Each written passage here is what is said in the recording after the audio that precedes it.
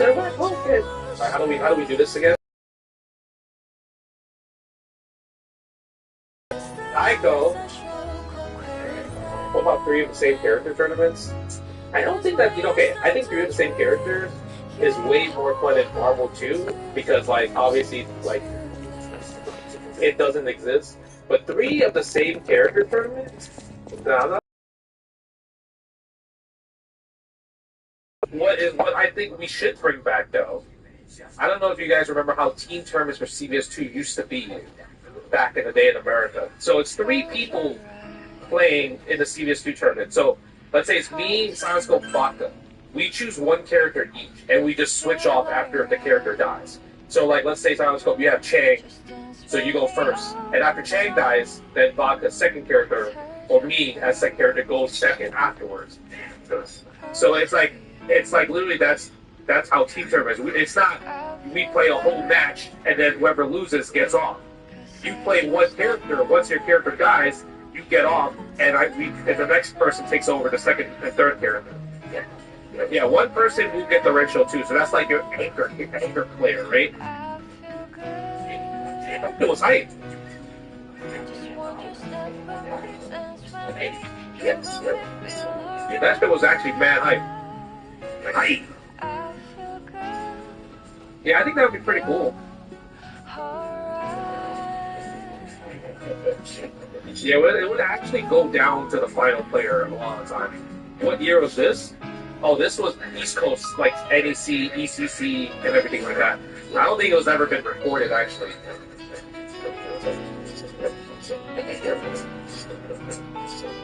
Almost was 100%? Exactly, Vodka. It's actually super funny. Yeah, if you could find ECC, CBS2 team tournaments, that's when it usually happened. It was still like in arcade era. This wasn't during console. It was during only arcade because everyone had to play on the same cabinet. When it went to console, the team tournaments kind of like disappeared for CBS2 because obviously some people want to play with their controller, their joysticks, and everything. But that was literally how CBS2 team tournaments in the East Coast was ran during the arcade days. My friend and I used to beat Scrubs. Okay, yeah, I can see that. But yeah, the reason why they did that for CBS2 was because the East Coast players, we played man lane. So it would actually take that long. People would turtle. They would actually just turtle and turtle. So that's why they had to justify team tournaments to work this way. Even Evo 32 is kind of crazy if you think about it. Like I beat Boss one year in a CBS2 tournament at Evo because it was one game. I beat him one game. All right, Boss and losers. What? I didn't even know ECC had a DVD actually.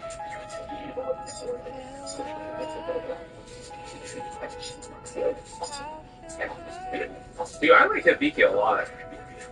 She just acts against Cave Moon. But any other group, she's like fantastic.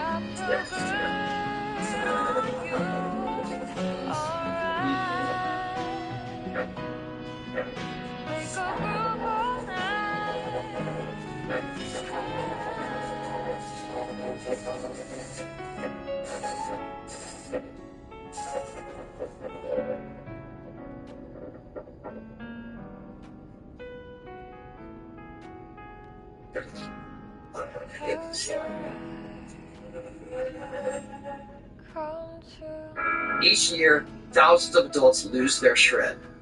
These symptoms tell a dark truth.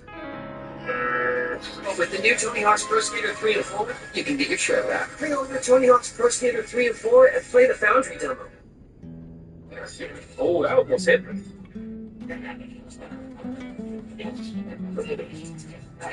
Take the hit. Just like Third Strike, take the hit. It's a It's a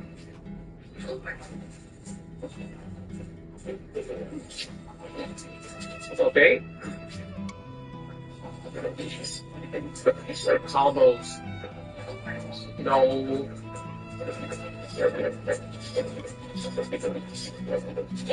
Ah! No super?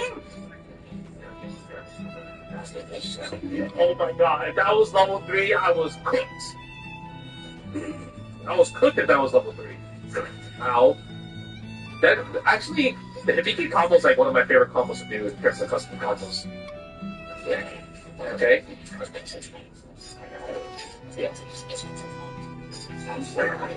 This is such a bad matchup for Hibiki, but I think with Ratio 4 versus Ratio 2 is actually not that bad. No! I'm actually salty that Sansko told me that the Kidman Fair don't work on EO, because I was going to actually learn that. Just to try to infinite people in CS2 online. Thank God he told me, because I would have been just in the lab, just not like, damn, I get no progress? What am I doing wrong? The Dan one already pissed me off. The Dan one, where you don't build the super meter after you ended level 2 in the super taunt, that one already tilted me, because I'm like, damn, they really nerfed that? They really nerfed Dan? It's like, why not nerf Dan already? Yo, Tampa never sleeps? Oh, man. Thanks so much. I appreciate the raid. It's crazy. I'm glad that Boost was able to win, because that's a strong player going to Evil like that. Monster as well, too. And also, y'all just did the Iron Saga versus tournament, right?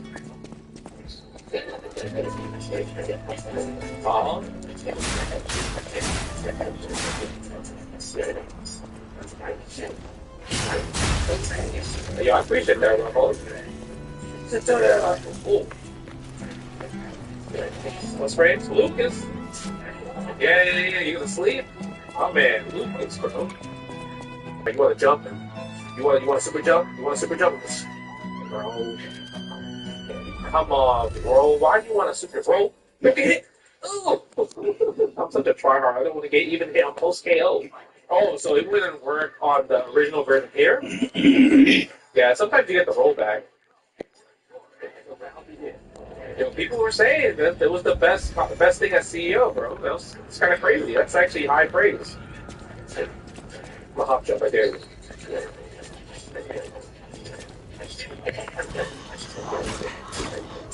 Come on, again? Bro, that really is 100%. You understand one reset in Renegade is 100%? It's kind of crazy. I'm not the king. I'm not the king. I just have ideas that I like to try. And, the point of it is, like, if I can succeed with content, and I see other people doing content, then I can shout them out and try to grow everybody as well, right? So, like, that's also, like, another plan that I want more fighting game content creators just to be eaten.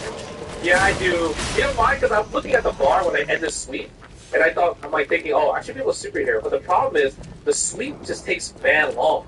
Because you can't do super right away. Because if I do sweep super right away, then, like, it just misses sometimes. I gotta, like, let it, like, linger for a little bit. But yeah, I am really trying to get all the hits. How do I deal with not trying field escape? Bro, my man, he got no get in it. My man is ass. He just got good buttons. Like, his anti-air is really good and everything, but, yo, you just wait for him to throw a fireball, you can roll into the fireball, get it punish. I was thinking ratio 4, you just lose damage. But yo, what character you play? If you're picking like a top tier character, like good ass buttons, you can just spam the button and kind of, what? How did I get stunned? Oh my god, yo, done? Yo, bad matchup! Oh man, what happened? Oh! This is a bad matchup actually? How come I can't anti with a dive kick?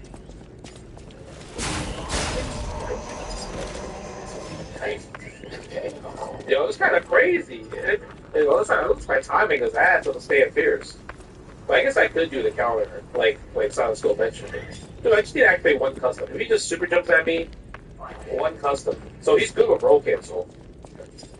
Like, his roll cancel is actually really good.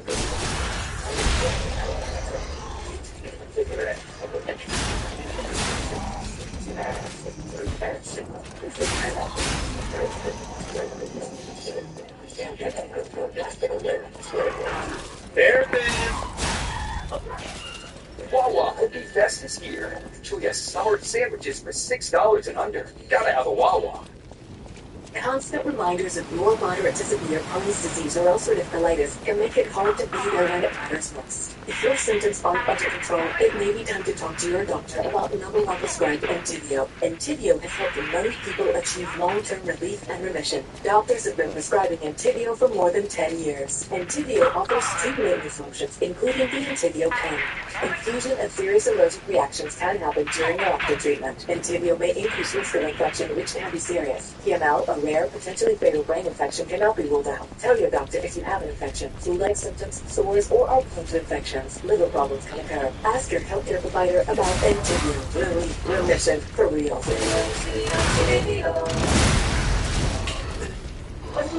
Oh, that's killed. Oh my god.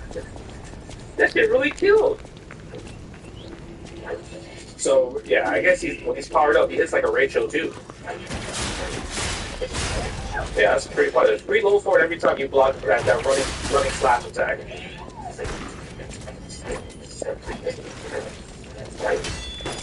Oh my god. Robin.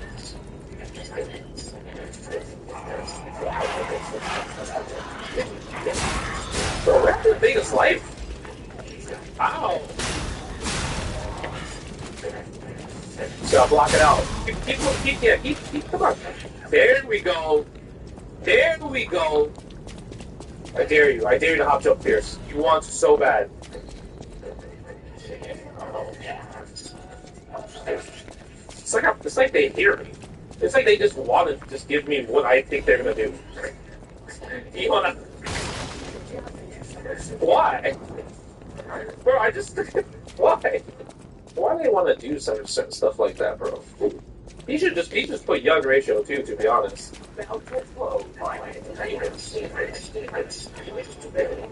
Still play? Bro, y'all have to come to the CBS tournament, man. See, it was a huge tournament. Like Jamaica said, it's like the largest CBS2 NA tournament in a decade. That's kind of crazy, actually.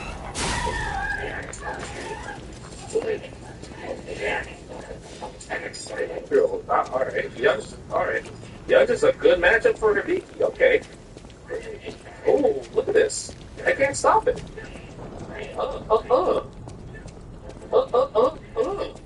I can't stop this. Oh my. Oh, what? He tried? How many people entered? It was 90 something? Yeah, 90 something? 90 something is kind of good, actually. This is about to be deja vu. Watch this. It's about to be deja vu. Come on, do your full screen hop. You just can't control it. Full screen into the jump medium punch. I feel like you just want it so bad. No? You learned it? It's like...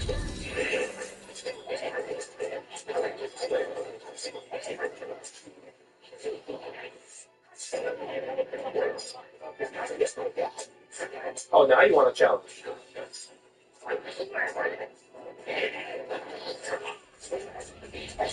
The seeding? Bro, I don't even know if they can see. They probably just seeded only the known CBS2 players that have been playing like all the time, I guess. But I don't think they really seeded like probably past like 8 players.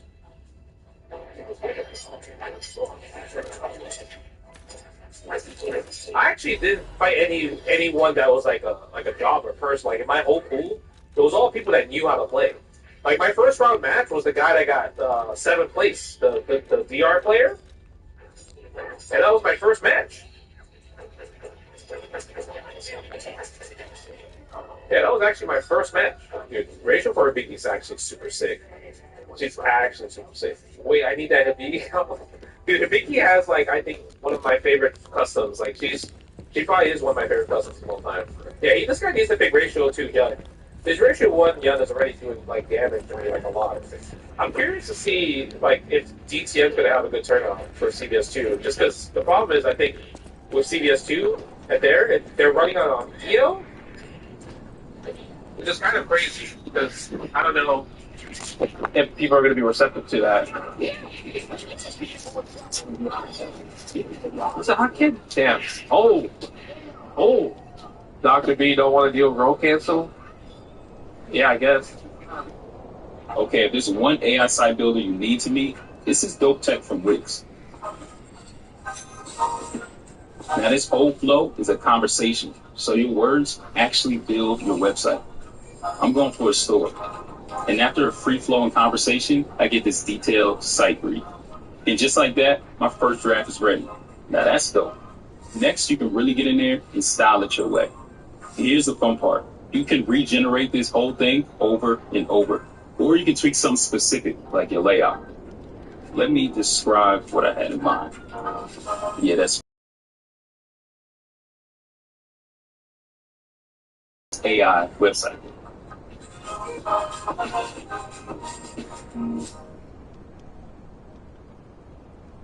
This is a can of Valspar Ultra for $29.98. It's also a realization that you'd rather exercise your mind.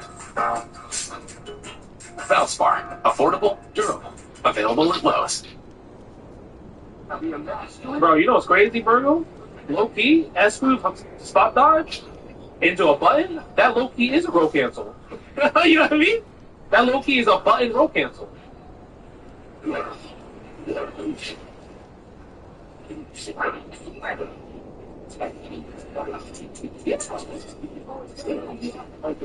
Don't do slide. Don't do slide. Bro, what I just told you. I just told you. And you still do it. Oh, I didn't even do that. That move just came out. Unless I just pressed mash it by accident. Ooh. I think I can kill here, actually. If he gets hit by a reset, and the top jumps at me.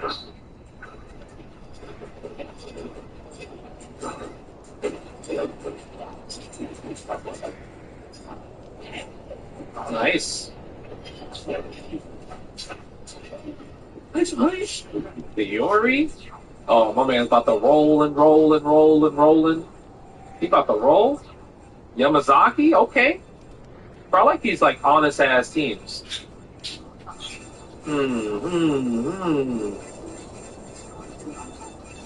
Maybe the geese? Yeah, he waited to make my second character? He's thinking about it. He's thinking about it. You know what? Fine. You're out with me.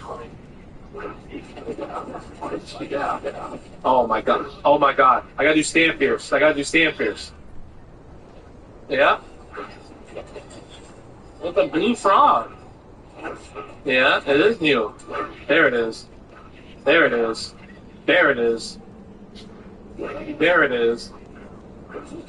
Dude. Bro, the purple Yamazaki kind of go hard, actually. He's like, shah.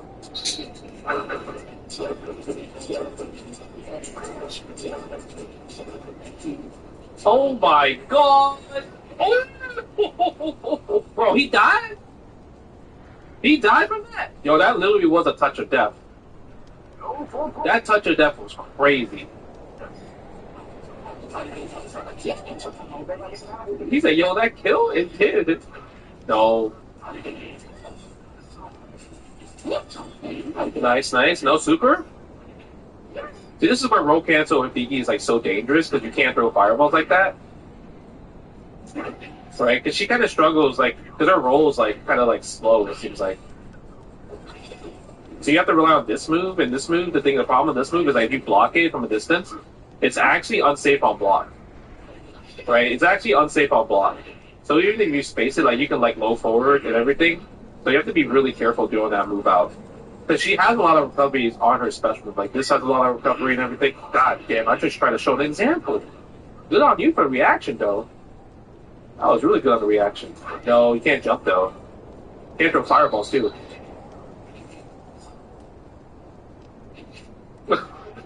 This is at Evo. They have extended lineup for this game at Evo, so yeah, it's like an official side game at Evo, which is kind of cool. So like, there's like side game, there's like main games and then official side games, and then unofficial side games. Yeah, looking. Wait. Waiting, I'm waiting. I can afford to like it. Freeze them, yeah, right. Trying to multitask with Ratio 4 is kind of crazy, actually. No. No. How many times are you going to keep doing sweep? Mom, can I have an underwater alien tea party birthday? They got that one, Copilot. AI with a Copilot Plus PC from Best Buy. Jersey Mike's beats Mike's Extra Hot Honey on the new Mike's Hot Honey Chicken Cheesesteak. Jersey Mike's freshly grilled cheesesteak, Mike's Honey. Jersey Mike's pepperoni and melted cheese, Mike's Honey. Mike's. Dale, the new Mike's Hot Honey Chicken Cheesesteak for a limited time only at Jersey Mike's.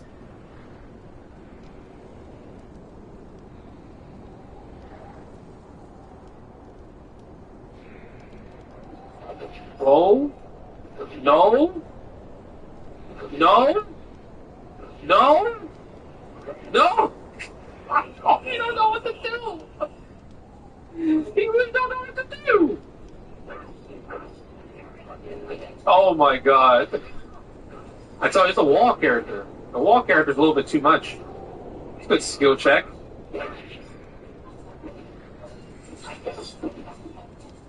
Oh, really?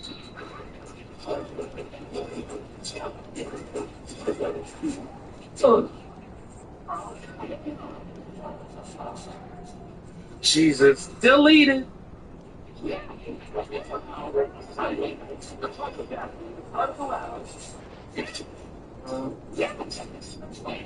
Hey. What are your folks gonna do, actually? Oh my god, that was a counter hit combo?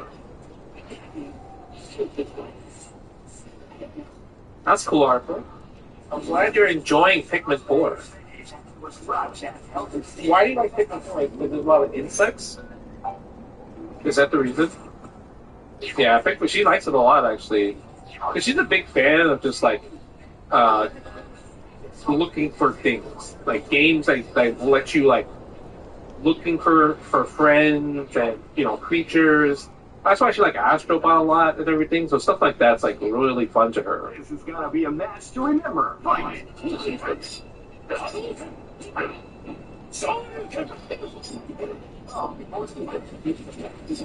looks daunting to get good, bro, but it feels so good to get. It feels really good to get good though, JE. I mean, you like King of Hearts 15. If you like King of Hearts 15, and you like this game too.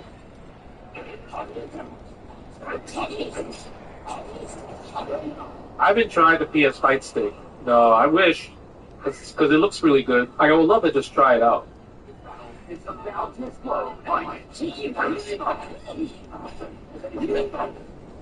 Ludia, I don't think it's out.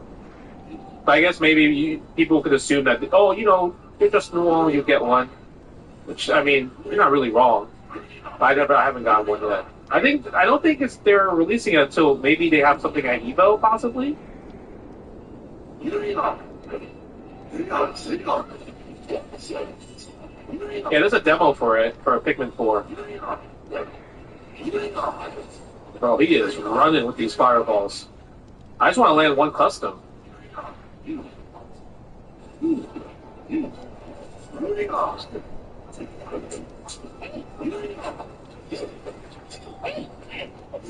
Oh my god. Oh, that was sick.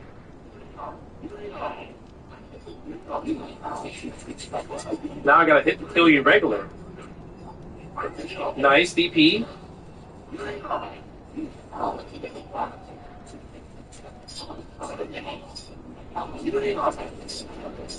Sahuya. Sahuya. Sahuya. Oh, that Sega bag? Oh my god, the Sega bag. Dude, I hope Evo has Rigor Cedo. I'm hoping that we get a playable Ken build at Evo. I think that would be amazing, no? Wouldn't that be so sick? Oh, I appreciate that. Thank you, Slim Jim. I'm glad you enjoyed that.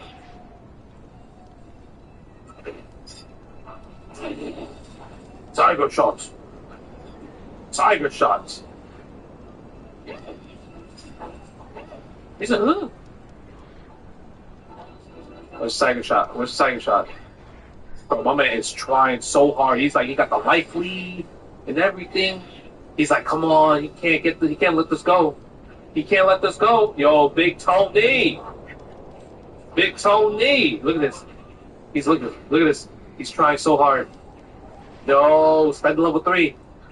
Things are not looking good. I'm stalking the prey. He's hoping. He's hoping that I don't react to the fireball. He's hoping. He's hoping. I'm getting closer. 19 seconds on the clock. Can he hold it down? Can he hold the fort down? Can he hold the fort down? I don't know if he can hold the fort down. The time. I am tired. I got the life lead now. You gotta come. Unfortunate. What can you do? There's 1 second left. Can you do anything? No. Unfortunate. Darn it. Thanks for watching the whole video. Appreciate all the support. I also have a Patreon, and we're just doing a lot of cool stuff on there, giveaways, getting people better. If you guys want that, link is down below in the description.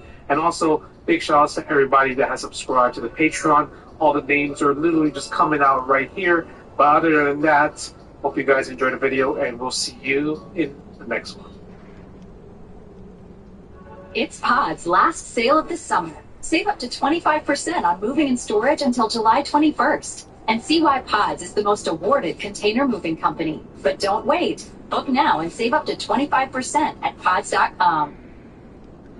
Want to take the next step with Entivio? Then it's time to talk to your healthcare provider. With Entivio, you may be able to pay as little as $5 per dose. Plus, our team can help connect you with additional support programs. Entivio, Entivio, Entivio.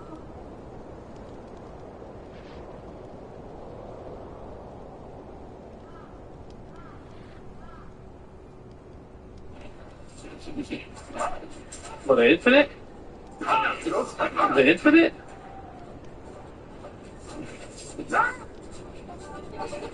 The infinite?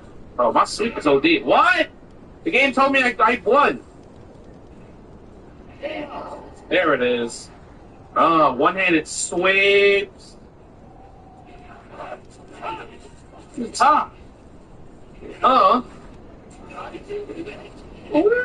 Is it Lightning? Yo, Kiyosake? Oh, fierce. Bro, my man is jumping. It's a Kochapa. Anti-air. Sweep. Sweep. Oh, fierce. Well, nice anti-air. Get out of here. Get that ass grab. Get that ass grab. My man late for his AP exams.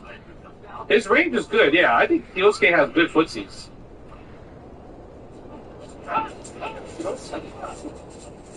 Oh, nice sell. It's a good sweep.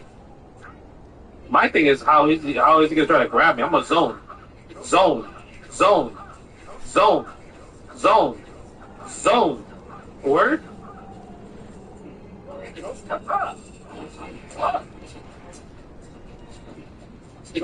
Zone. Zone. Zone. Zone. Zone. You want to land to level 3, huh? You want to land to level 3.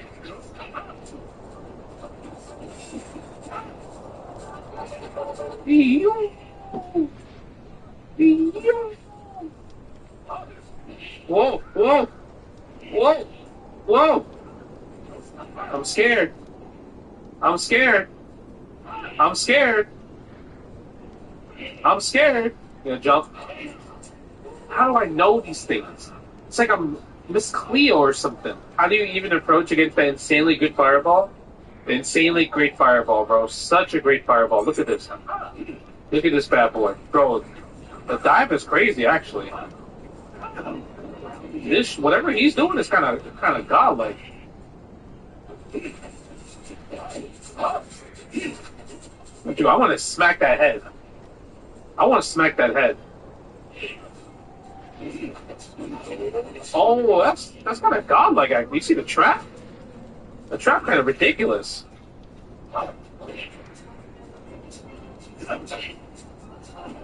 Oh my man. I don't know why. I'm trying to call the press.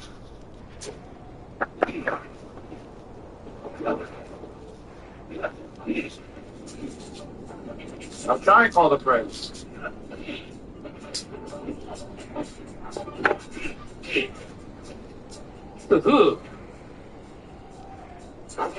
Oh! I didn't get it. I'm sorry. There's always another round. There's always another round. I'm trying to call his press. His dive, his yoga drills are pretty fast. All right, Kiyosaki. Oh, you see the counter pick?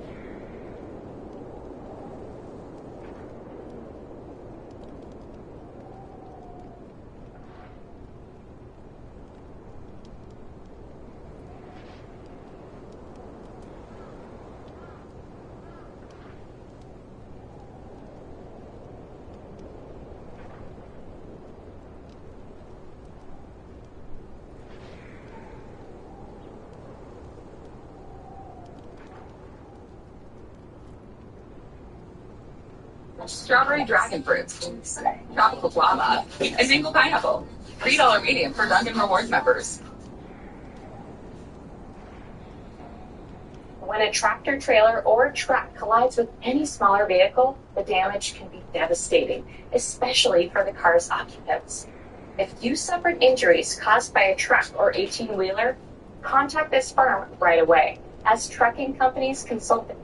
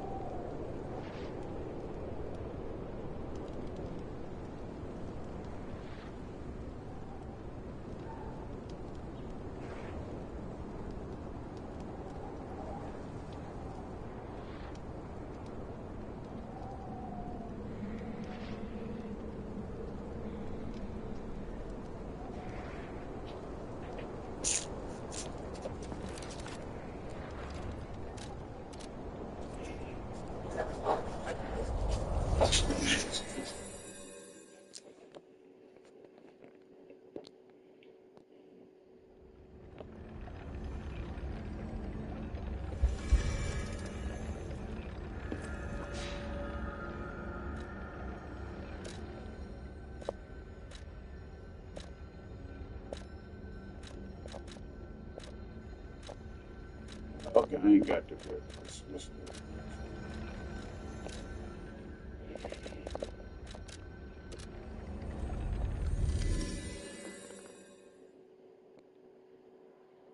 I think an extra grindstone is it's far more. So once you get you realize, oh, okay, I could have. Thanks for the update, nigga.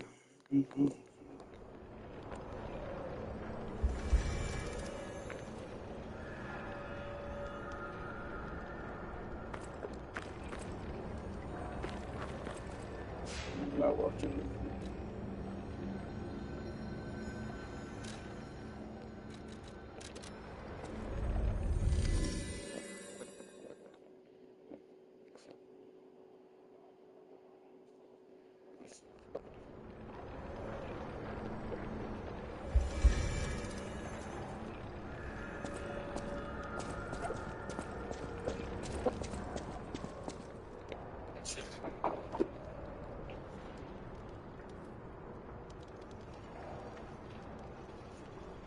Well, CIA, your family was murdered.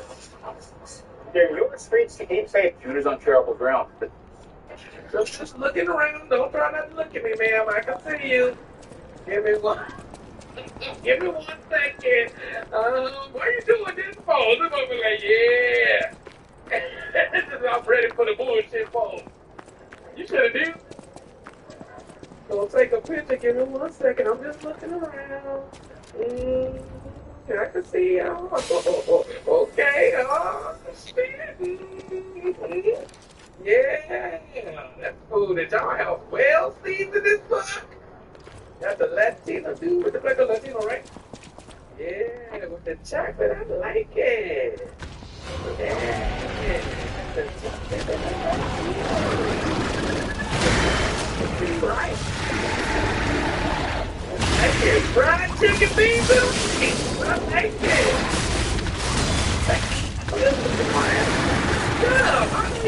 good. I don't give a fuck. Man, don't be sitting on me and looking at me like this. You cannot make shit over here. This thing get weak.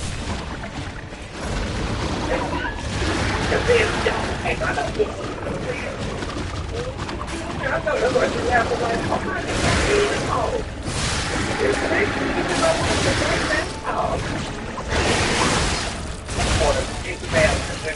Y'all know Dante crazy, man. Y'all know why he be tripping. That don't speak to nobody. Got that. That nigga put the heel.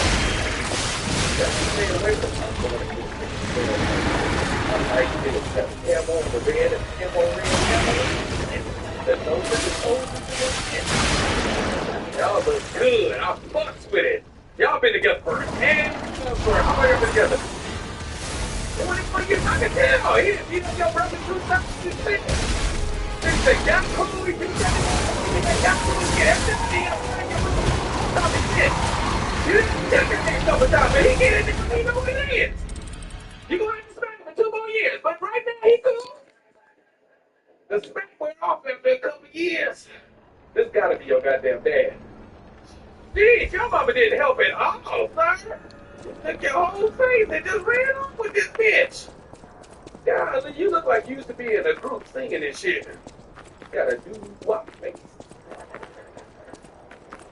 That's oh yeah, put that linen on. Anything can happen. Do-wop face ass. Give me a second, I'm just looking around.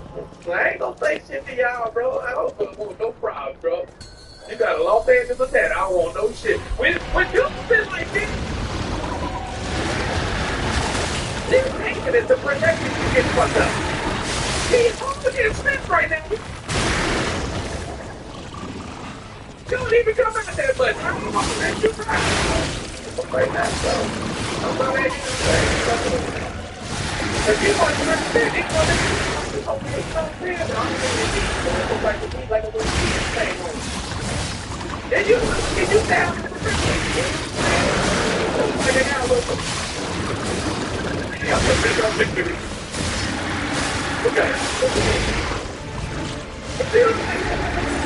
Keep listening. I'm not gonna fuck with you because I need you on my side. Okay? Like I said, all the niggas from here. That's how you know, bro. That's why I'm sitting there talking shit on the internet. I said, hey, this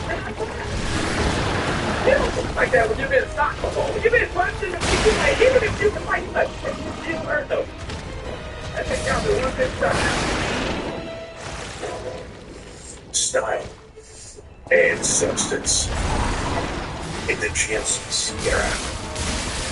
Or gets 0% APR plus $2,600 value on the Sierra 1500.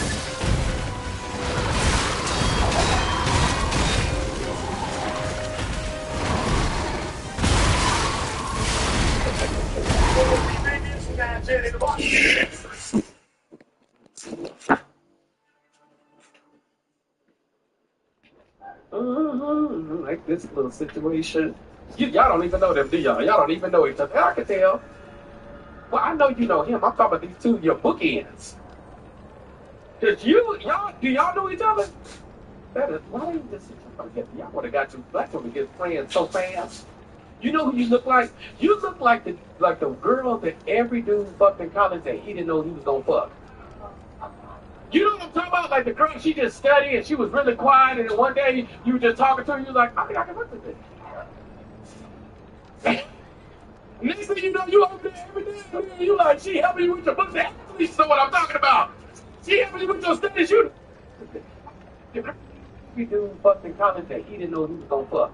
Like, you look like the, y'all would have got you black women get playing so fast. You know who you look like? You look like the girl that every dude fucked in college that he didn't know he was gonna fuck. You know what I'm talking about? Like the girl, she just studied and she was really quiet, and then one day you were just talking to her, you was like, I think I can fuck with this. Next thing you know, you over there every day, you like, she helping you with your book. The athletes know what I'm talking about. She helping you with your studies. You knocking on the class, you knocking on the. You like, I did not know I was gonna fuck up. You tell you boys, you know, sweatshirt, think I'll be fucking the shit out of sweatshirt. What do you look like? I don't know if that's your pants, but I'm just telling you. I can tell by the clean ass teeth, I can tell. Her parents paid for it and shit. You like, what is this? Little did you know she was fucking you. She needed to fuck you to de-stress so she could pass her SAT. Went off, got a good ass job. What do you do for a living, ma'am? I told you, good ass job. She a nurse. Yeah, that. And you got a non-profit too. Oh, that's what you were trying to promote. Sorry, I'm going to pay for that. Don't know if you know this, baby girl. I'm the commercial king. I don't. All my shit got to be SAG registered. No, I'm just playing. It's called the Safe House. But, you help people get off the Safe House Wellness and Recovery. It's a non-profit. I would tell y'all go spend some money there, but it's a non-profit. Mm-hmm. You know, it's funny, you thought I wasn't going to say nothing about you, but I am. Because I love these little short, sassy cuts. Ooh. You got glasses? Do you wear some glasses too? I know because you are a freak. Short and sassy and glasses equals freak. Everybody knows it, true boss fellas. Y'all know what it is. That little short one, she got that little taper, nigga. Girls with short hair be fucking like they got something to prove. I know I got this fade, nigga, but what about this pussy? I dig in that shit. Lick the back of your scalp, mid-stroke. I like that shit. Give me 1 second. I'm just looking around. This your son? Yeah, congrats. Oh, wait, this your mom? Who is this? This your girl? Oh, cool. Hey, you know your dad be fucking that lady right there. I feel like you're making a weird, man. You be putting his dick in this lady right there. Look at her in the face, man. That may be like a stepmom or some shit. Look at the lady your dad be fucking, man. He don't want his dad to get no pussy and shit. I got a surprise for you. They might have fucked tonight. His father's that. Your dad be fucking, bro. I don't know if you know this now. Your dad fucked your mama. I told his arm. Your daddy fucked your mama, bro. Raw. He fucked your mama raw, bro. Your daddy was on top of your mama. He said, ugh, into your mama. And then you were right. I just want you to know how it works. It's a science. Ask a nurse.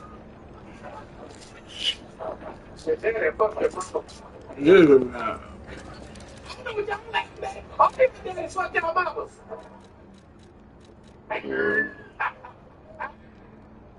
Good pussy sitting there like my daddy fucked my mama.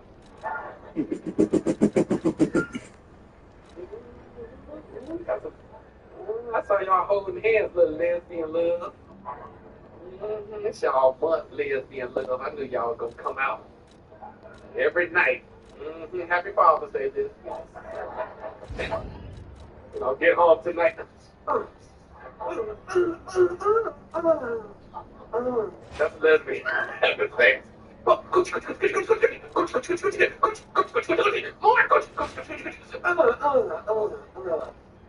We don't need dicks.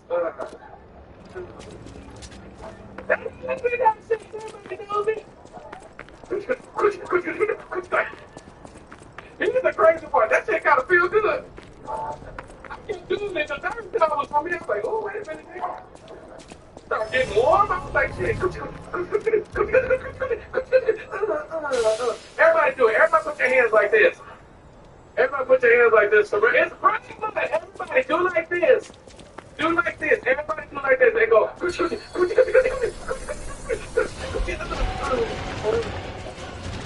I want you to respect the fact that they came every time. Touch with you. Step it up. She tries to like exactly. I'm never going back. That man Blazer, she probably with my Blazer. I be you, the decent you are into it. Don't be taking this something.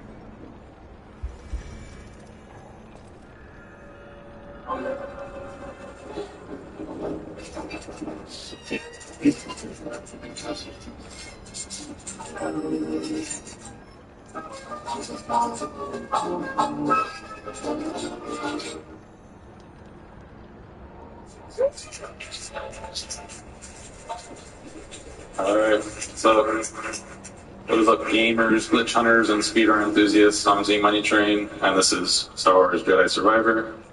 Really, one of the people responsible for me being here today is the guy behind me, after I saw his AGDQ run for Fallen Order.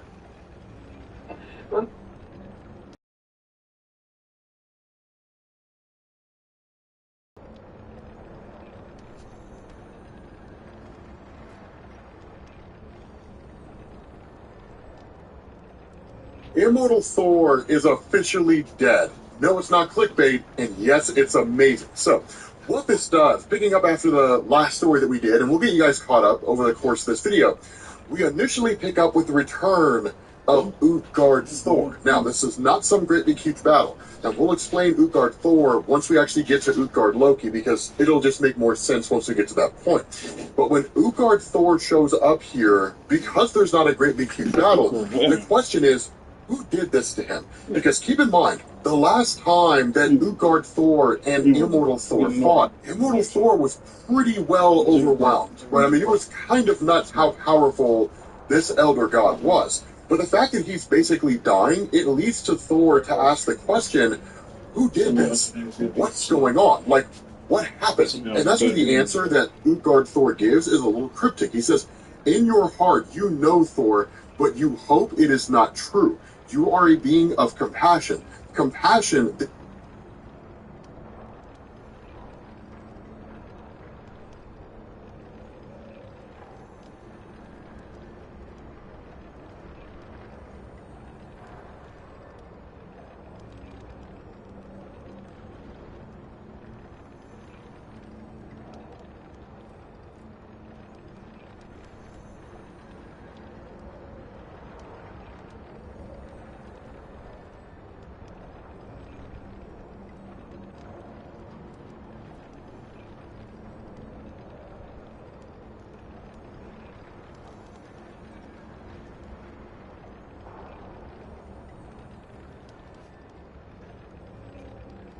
Hey, buddy, what's the damage? Well, it's a lot. Got court costs, attorney fees, higher insurance, damage to the car, DUI fines, not to mention the damage to your social life. Drinking and driving costs more than your drinks. It could cost a life. There is no limitation. We won't challenge completely. In the next generation, GMC Terrain AT4. We are professional grade. We'll forfeit the match. He's on his way. The announcer clearly has the high ground, but doesn't find it at all suspicious that the knight in question is leaning motionless against a tree, having the two dicks kicked out of him. You have to be of noble birth to compete. Wait, is the movie providing information about the world without making us read it on screen? Risky move. Just might work. Playing the entirety of We Will Rock You is still gains cool via musical osmosis. Also, while I...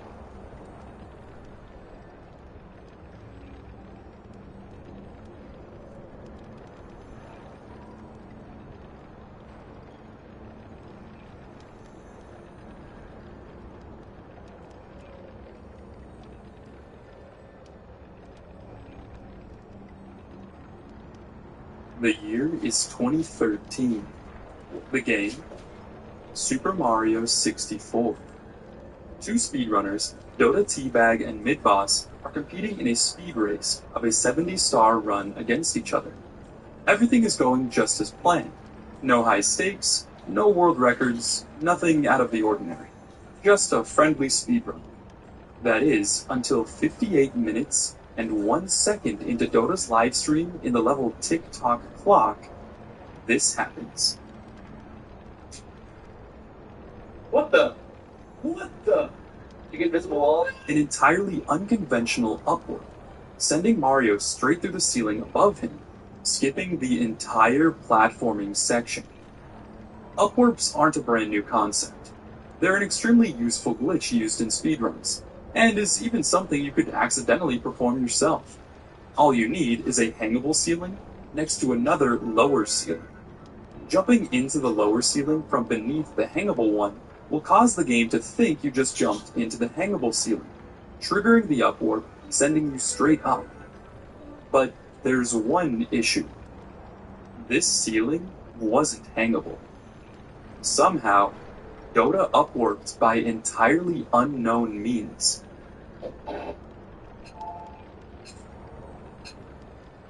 Whenever heartburn strikes, get fast relief with Tums. So you can enjoy the food you love. Fast forward to nearly a decade later. For years, people have attempted to recreate this phenomenon. The mystery has grown wider and wider, with hundreds of theories floating around. Some believed it was simply due to a hardware issue with Dota's N64, even to the point where another SM64 runner bought both his console and his SM64 cartridge to see if he could find anything strange about them, and attempt to recreate the upwarp himself.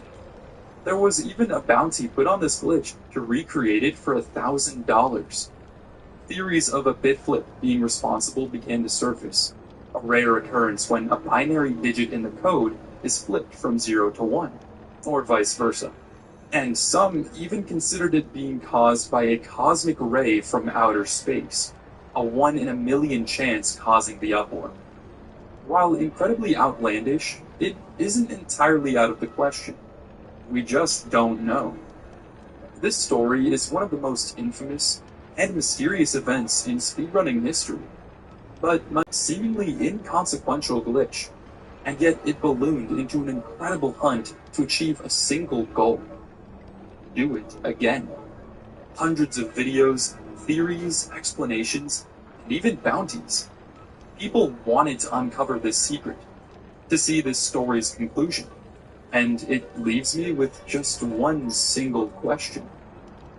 Why?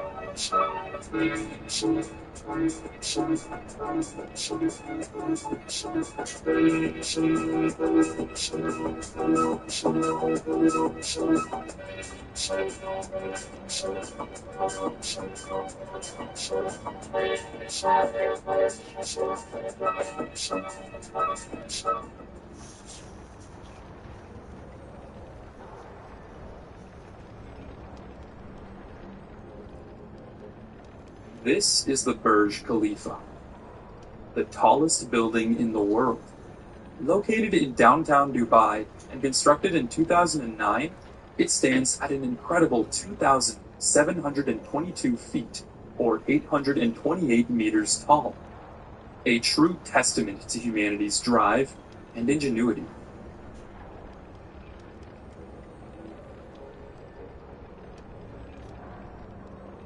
Mount Everest, the highest peak in the world, standing at 29,029 feet, or 8,848 meters tall, it is 11 times taller than the Burj Khalifa. Every year there are anywhere between 700 to 1,000 attempts to summit the mountain, with a success rate of only 60 to 70%. There are an average of 4 deaths each year, with its deadliest year being just recently in 2023, where the mountain claimed 17 lives. No matter how far humanity has come, no matter how high we build, nature will seemingly always have dominance. But rather than grasping at the heavens, what if we ventured down into the depths of the world? The deepest submarine dive ever recorded was 35,849 feet, or 10,927 meters below sea level. It took place in Challenger Deep, at the southern end of the Mariana Trench, piloted by retired naval officer Victor Vescovo. But Challenger Deep is the deepest known part of the ocean. More than 80% of our ocean is uncharted. There's still more out there. I find myself asking why? Why go to such lengths? For the discovery? The glory and accomplishment?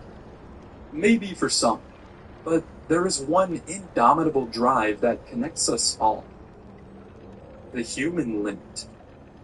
No matter what stands before us, no matter the odds, humanity will always strive to surpass what came before, to break their limits. This sentiment rings most true within the incredible art of speedrunning. It is one of the most interesting facets of gaming, not just due to the extreme competition and its rewarding nature, but because of the communities it can build. Hundreds of games still have thriving communities decades later, and it's thanks to speedrunning. Millions gathering to watch the best of the best push a game further than ever before. The endless chase for that world record pushes both the player and the game to places never even conceived by the developers. And there's one key component that takes any good speedrun to an even greater level.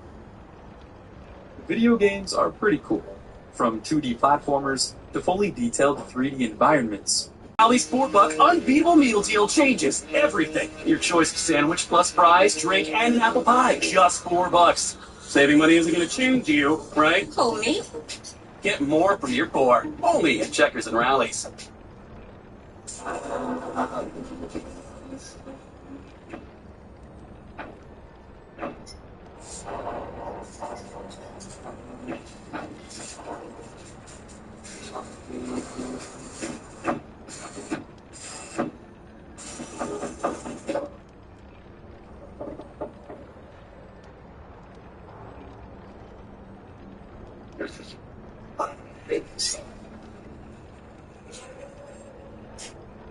It can have intense challenges or immersive stories, and yet there's one thing that ties them all together. Movement is central to how we experience a game, being the means we use to traverse these landscapes. We need some way of getting from point A to point B, a method to get around these environments, and not just in a slow, inconvenient way. Of course, many games push for you to take things slowly, letting you walk around and take in the sights around you. It's a nice way of allowing the player to get more immersed in the world. I'm sure we've all done that famous RP walk while gazing at a beautiful view before, but in terms of gameplay, nobody wants to be forced to traverse a massive map just at a walking speed. To combat this, all sorts of movement options have found their way into games of all kinds. Let's look at sprinting, for example. The age-old technique of letting the player move just a little bit faster. It first popped up in the original Super Mario Bros., letting you run faster when holding the B button. This allowed the player to not only move quicker and jump farther, but it gave you more agency. You had the option to choose how fast you wanted to go. If you knew the level well enough, you could just hold down B the entire time. But if you're new to it, you always have the option of taking things slower, more methodical. Sprinting is now a staple of nearly every genre of games, from shooters to platformers to open world games. It is an incredibly easy way to give players a sense of control and a way of moving through a game's world quickly. Speaking of open world games, they often can be a bit more difficult in terms of movement. In Breath of the Wild, the map is absolutely massive. Comparatively, it is about the same size as the city of Manhattan. According to a test done by David Johnson from Zelda Universe, at the in-game walking speed, it takes just under an hour to go from one corner of the map to the opposite. There needed to be a way to move around this beautiful world in a more timely manner. While sprinting is an option, it still doesn't make too big of a difference with such a big map.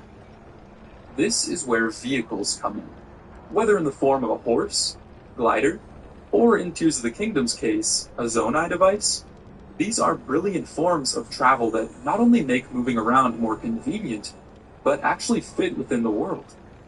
Of course, developers always have the option of just cranking up the base walking or sprinting speed to make travel easier, but something like that isn't a very fitting or immersive solution.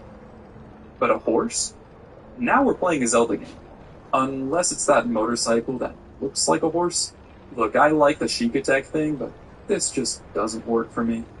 Breath of the Wild's movement truly makes it feel like an actual open world. And in addition to being able to climb anything, gives you a freedom unlike any other game. Even other open worlds that do allow you to go anywhere pale in comparison because of their restrictive movement. Breath of the Wild's movement makes the open world just that much better.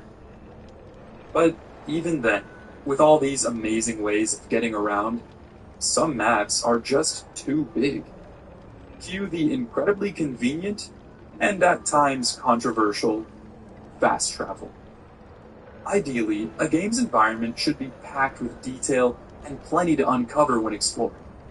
You should have this internal drive, a desire to investigate all there is to find in the game, but also to simply enjoy being there, to escape into this alternate universe and become a part of it.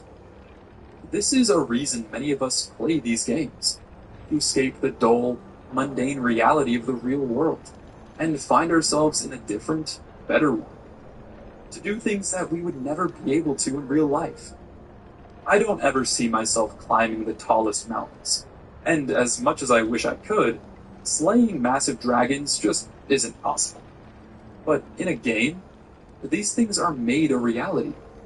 Something I did so much as a kid that I don't find myself doing much anymore is simply just existing in a game world. Jak 2 was a game I played to death when I was younger, but I don't think I ever actually finished the story. I spent so much time just wandering Haven City, stealing cars, fighting guards, and just enjoying the world. I did this a lot in Pokemon as well. In Black and White, one of my favorite locations was Village Bridge. I loved the look of the town, but the music was what really kept me coming back. I would just walk around listening to it, taking in the world around me. But with fast travel, I think some of this captivation that a game can have on you is lost. Just instantly teleporting to where you need to go is incredibly useful, yes, and nobody wants to have to walk from Limgrave all the way to the Volcano Manor just to talk to a single NPC. But if you do decide to take the scenic route, to slow things down, I think there's some real value in it. Of course, most games handle fast travel very expertly. In Breath of the Wild, you are rewarded with that convenience only from exploring. There are many different towers around the map to find, and as you climb them, they not only activate a fast travel location for you, but also give you a great vantage point to see the landscape around you, letting you pick out something you see in the distance and begin gliding towards it. But enough talk of these basic, rudimentary movement methods. It's time to pick up the pace.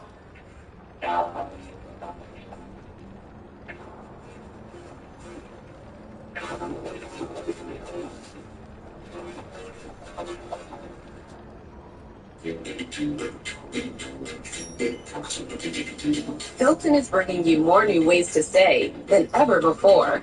With all new places, there's all new experiences to enjoy. Hilton for the stay. Wayfair's 3 glow-ups for every outdoor space. First, create instant shade in a snap. Next, add comfy seating the whole family can enjoy. And don't forget the fun factor with games for all ages. All your outdoor upgrades delivered free and easy. Shop everything outdoor at wayfair.com.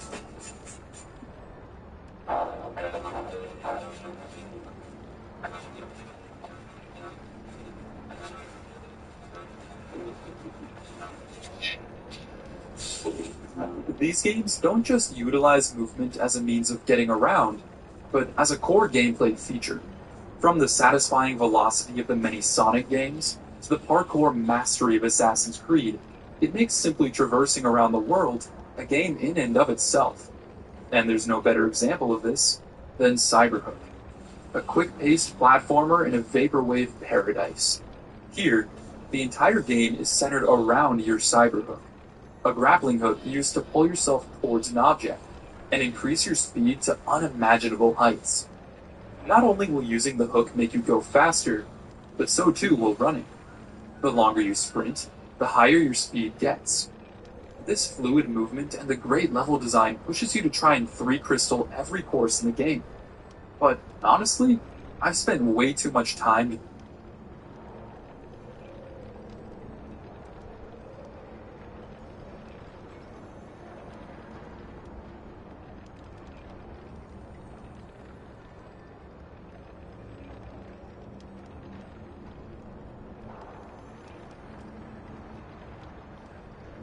So we're going to go ahead and just jump right into the beginning. So it is the Cosmic Gear 20X now. Oh my gosh. On stop. Long story short, we're starting at the beginning here. It is the Cosmic Year 20X9, determined to defeat Samus in the Galactic Federation. Silex and his army of space pirates launch a series of attacks on Federation research facilities. What you're going to see is that this is a research facility for the Galactic Federation. It is believed the space pirates are being controlled by Metroids and Samus that have the ability to fuse with other life forms and control their minds. What is going on in this story? Holy shit. Like, all I have to say is, like, what the fuck? What? What? Huh? Cool though. I'm pretty, and I say this in like, I'm making Metroid Fusion jokes. I like the idea. I like the idea because it's like some answering their mutations and stuff like that. Pretty much going to be the beginning of the game. Those are space pirates that are allied with Silex, who we haven't seen a whole lot of. We saw him in Metroid Prime Hunters. Hey, Hunters mentioned. Not quite sure what the bad blood here Hunters is. mentioned. Silex and the Galactic Federation. Yeah. Now on planet Tanamar. Tanamar? In the Desolate system, another Federation research facility is being attacked. Galactic Federation HQ received a distress call and dispatched Samosa, who was on a reconnaissance mission nearby. So these might be Metroids. So these either might be Metroids, packaged Metroids, but mutated or fused with the abilities from the X-Parasites. I like to think that it's confirmed that they're actual Metroids. Not like Samus. So. Yeah, he's got they're actual Metroids. So getting to that, here's the and what they're doing is just they engineer them to have these new abilities. God, this looks so pretty. This planet shot looks so pretty.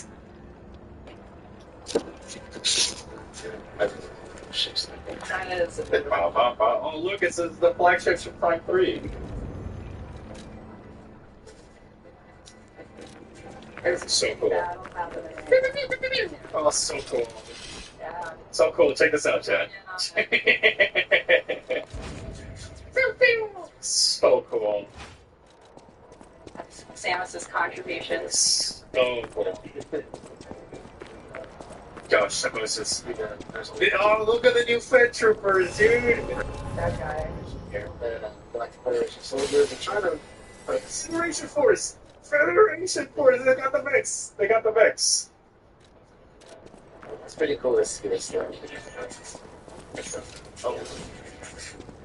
Yeah. It's like the mission in Federation Force when you feed the Scarab bombs and then Samus comes to save you. So cool. Listen, man, the cinematics is real excellence.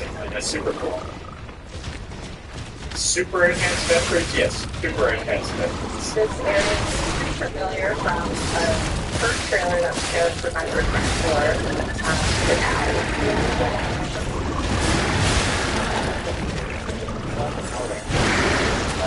So cool. There we go. So cool.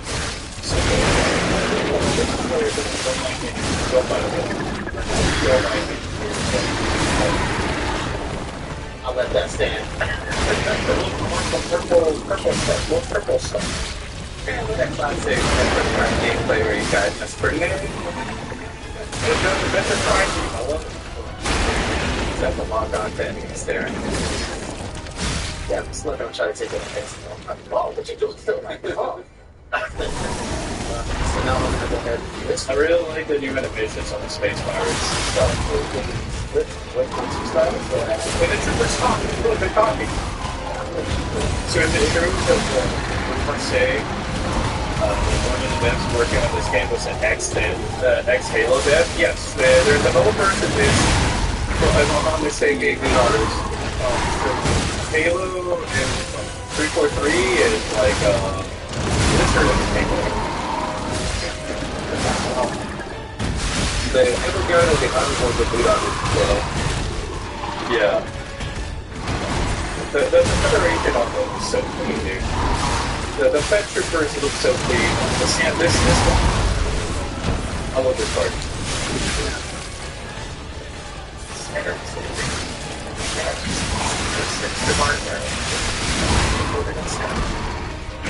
surrender. Here's a center. She is so fucking cool, dude. She's so fucking cool. Artifact So cool. Galactic Federation was trying to attack Space Pirates and Red by Silence was trying to take. So Snaps is going to try to cover that and make sure that the Space Pirates don't take this. Secures the area. Oh my gosh, I love the new ba ba ba ba ba ba ba ba ba ba ba ba ba. I like the local position tracks because of what they might be trying to do with like the new alien race. The artifacts around us, it's going to be right here, and then if I go, It's got that again. Look at the Fit Force specs.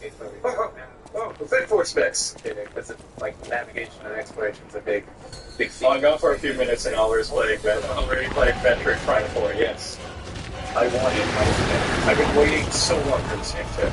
and a little bit of information. It's pretty important too, just like learning more about the lore of this world. So You can stand it grades, yay!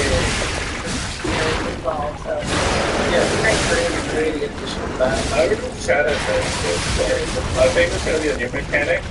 The missile launcher is selected, and there's 3 other spots, so there might be a chance where you only slot between 3 different teams. And then the missile launcher, so you can only fire missiles while configuring. So that might be sort of different teams, or might be working as like different weapons and resources again, similar to Agrox. Or, like Abraham is saying, with missile systems and stuff like that. They should also make their own Halo quality at this point. Yes, great. That'd be sick. Creating additional backstory. Oh, look at Space Pirates! It was other than I like how the Space Pirates look. My only small nitpick about the Space Pirates right now, and this could be totally fixed by the time the game comes out, of course, because sound is usually one of the last things that gets worked on. But they're just recycling the Space Pirate dying sound effect from Metroid Prime 1 and 2. Like, I would have liked to hear some news. It's just good.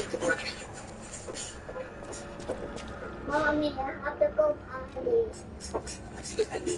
Oh. Harassment. What you build, builds you. We're tuning up to eat with 4 slams for under $10 at Denny's. 4 sun, 4 slams, 4 big meals, all under 10. Or for everyone this summer. 4 slams for under $10 each. Find your booth at Denny's. G'day, chaps. Tis I, Clumpunger139. After correcting fools on their terrible takes of Arkham Knight, I only found it right to do their job better than them and send the game myself. And that's it. Here's everything actually wrong with Batman Arkham Knight. Let's rip the most obvious band-aid off right away.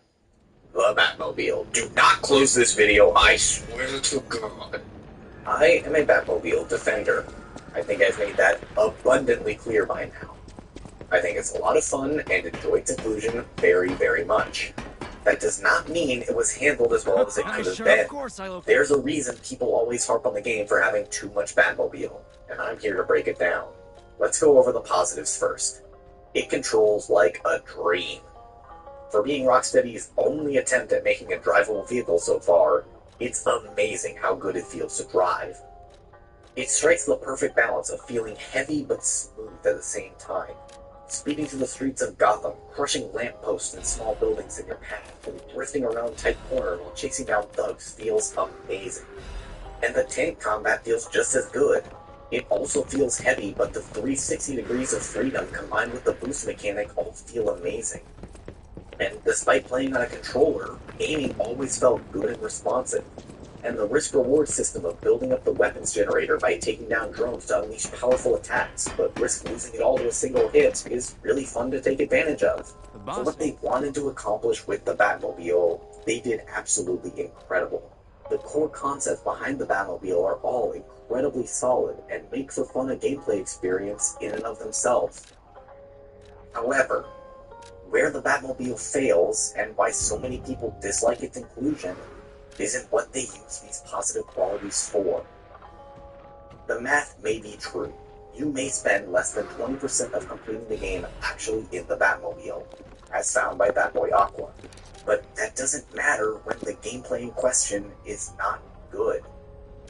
Driving is fantastic, as I just said. Speeding through the streets of Gotham in a nearly impenetrable tank of a car is fantastic.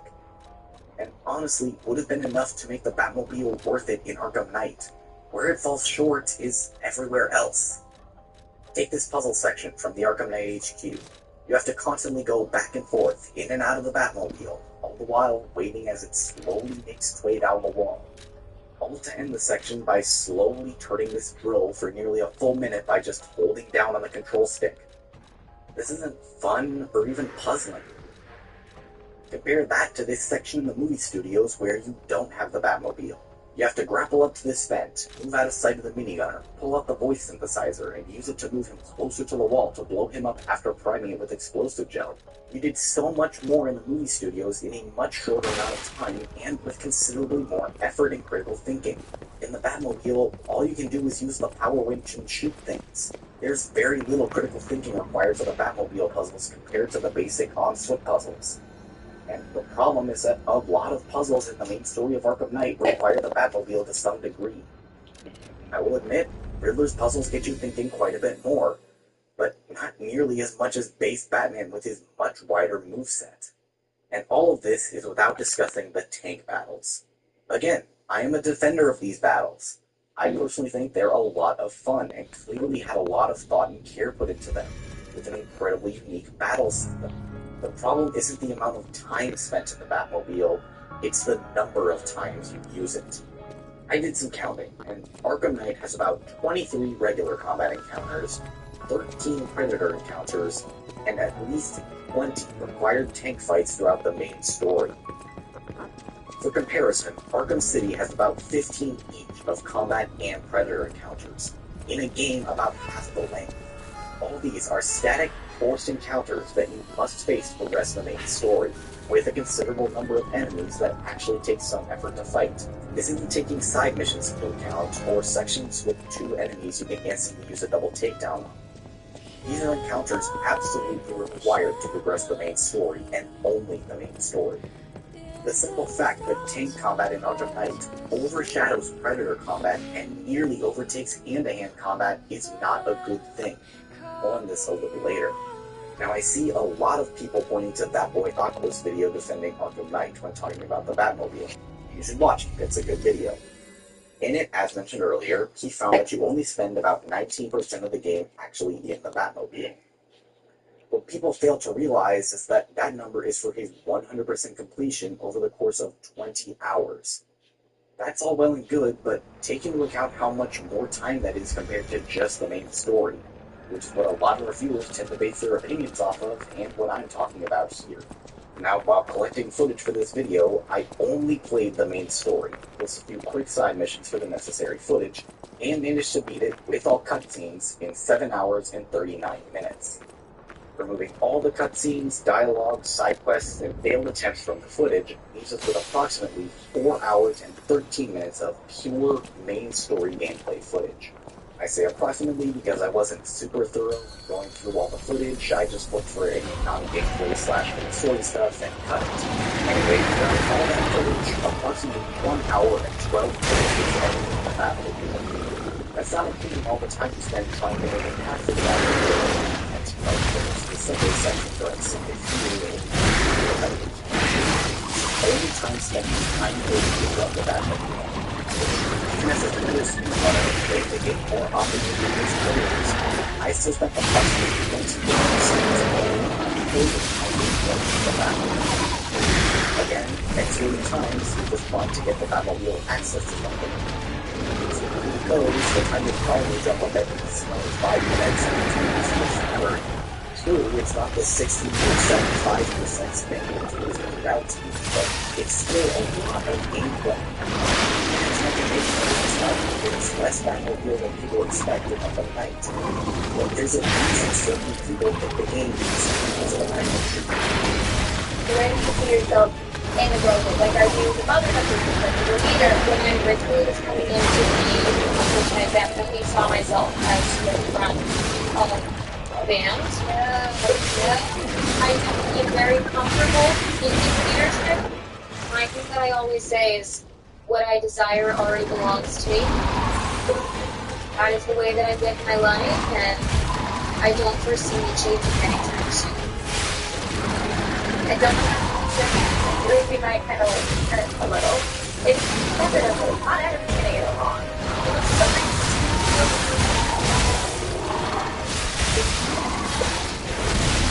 That was great. I think it's really bad chat.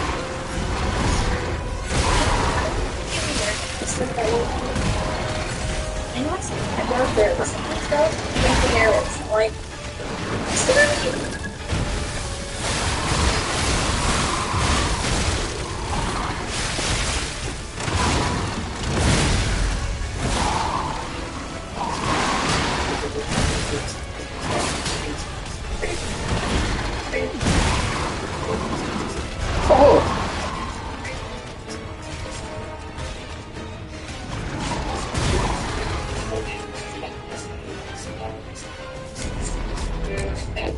Oh, I got no cuties.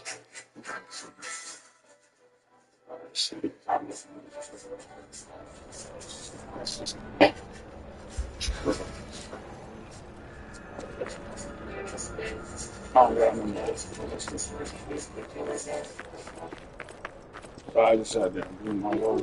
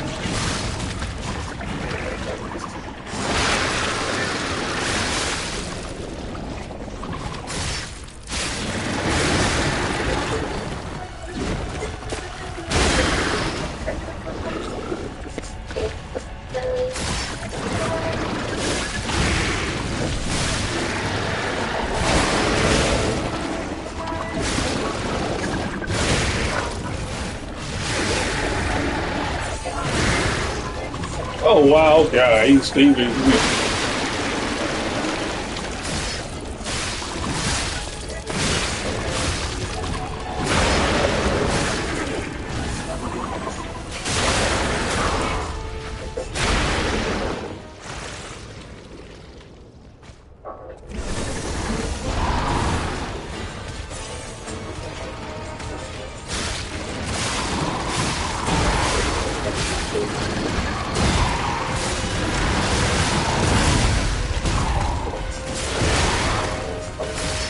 What the fuck was that?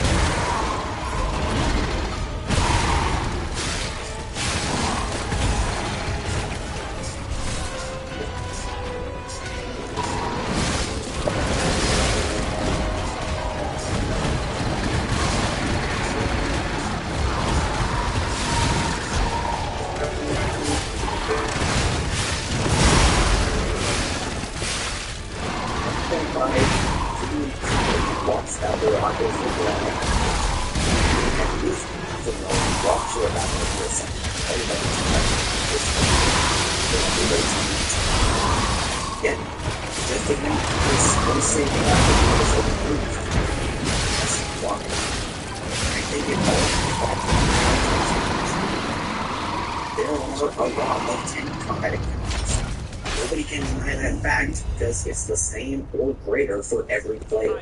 Every player will fight approximately 20 groups of tanks, 20 groups of tanks, and 13 groups of armed thugs.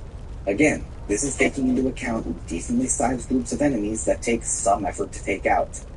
There's no encounters counted here where you can just blow up 3 tanks in quick succession and keep driving, or do a fear multi-takedown to remove all the thugs instantly. These all take some amount of time and effort to complete. And that's where the problem lies. These tank battles take up a bunch of encounters that could be dedicated to the gameplay styles we've grown to love for the past 3 games. The developers put so much effort into improving the already nearly perfect combat and predator mechanics of the previous games. Combat is so freaking good in Arkham Knight. It's honestly mind-blowing how they were able to pull it off. All the flow of the previous games was somehow improved upon to create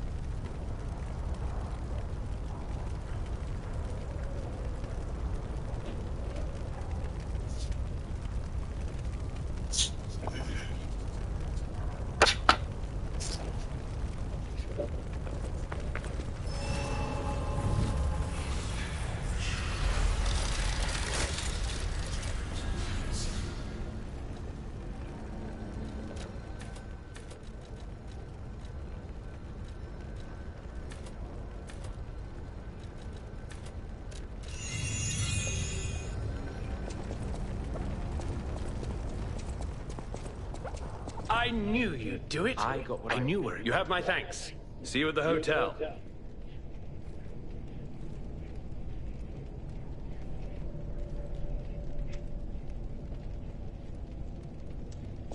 Thank you for your... Let's go back to that.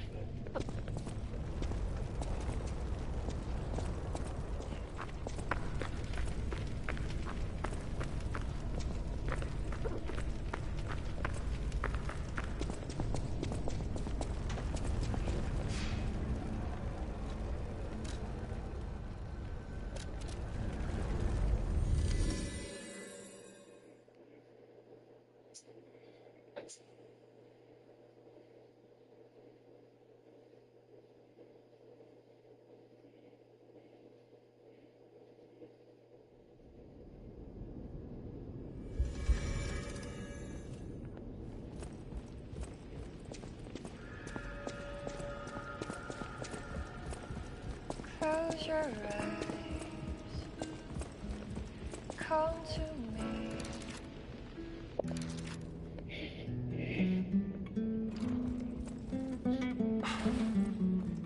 I found the... It'll always remind... Let the punishment... A great weapon.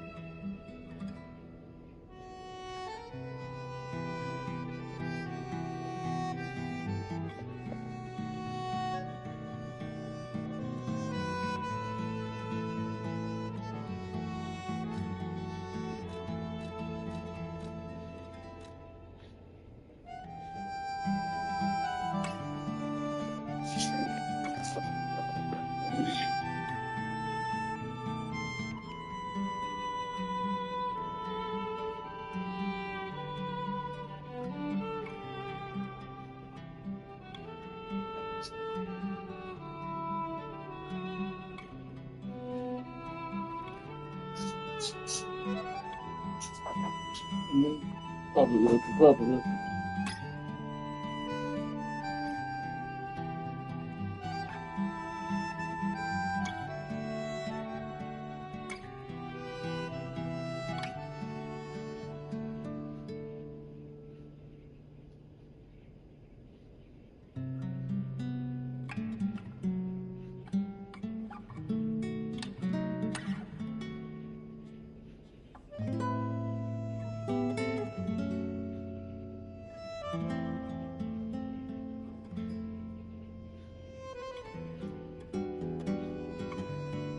A message from Mike.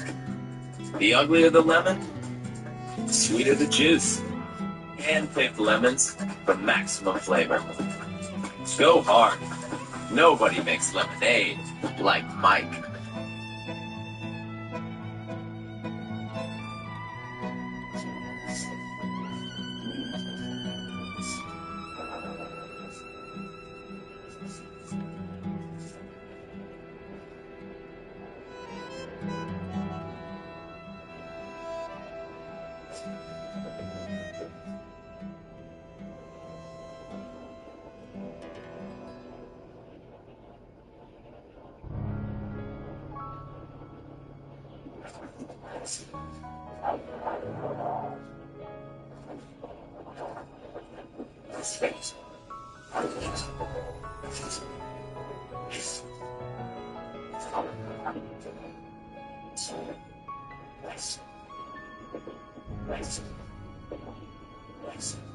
Never let government because of Carlos. They use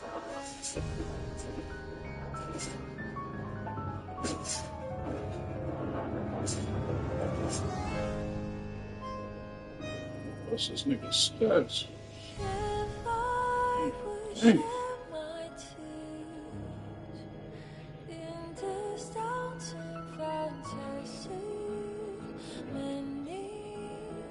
Of the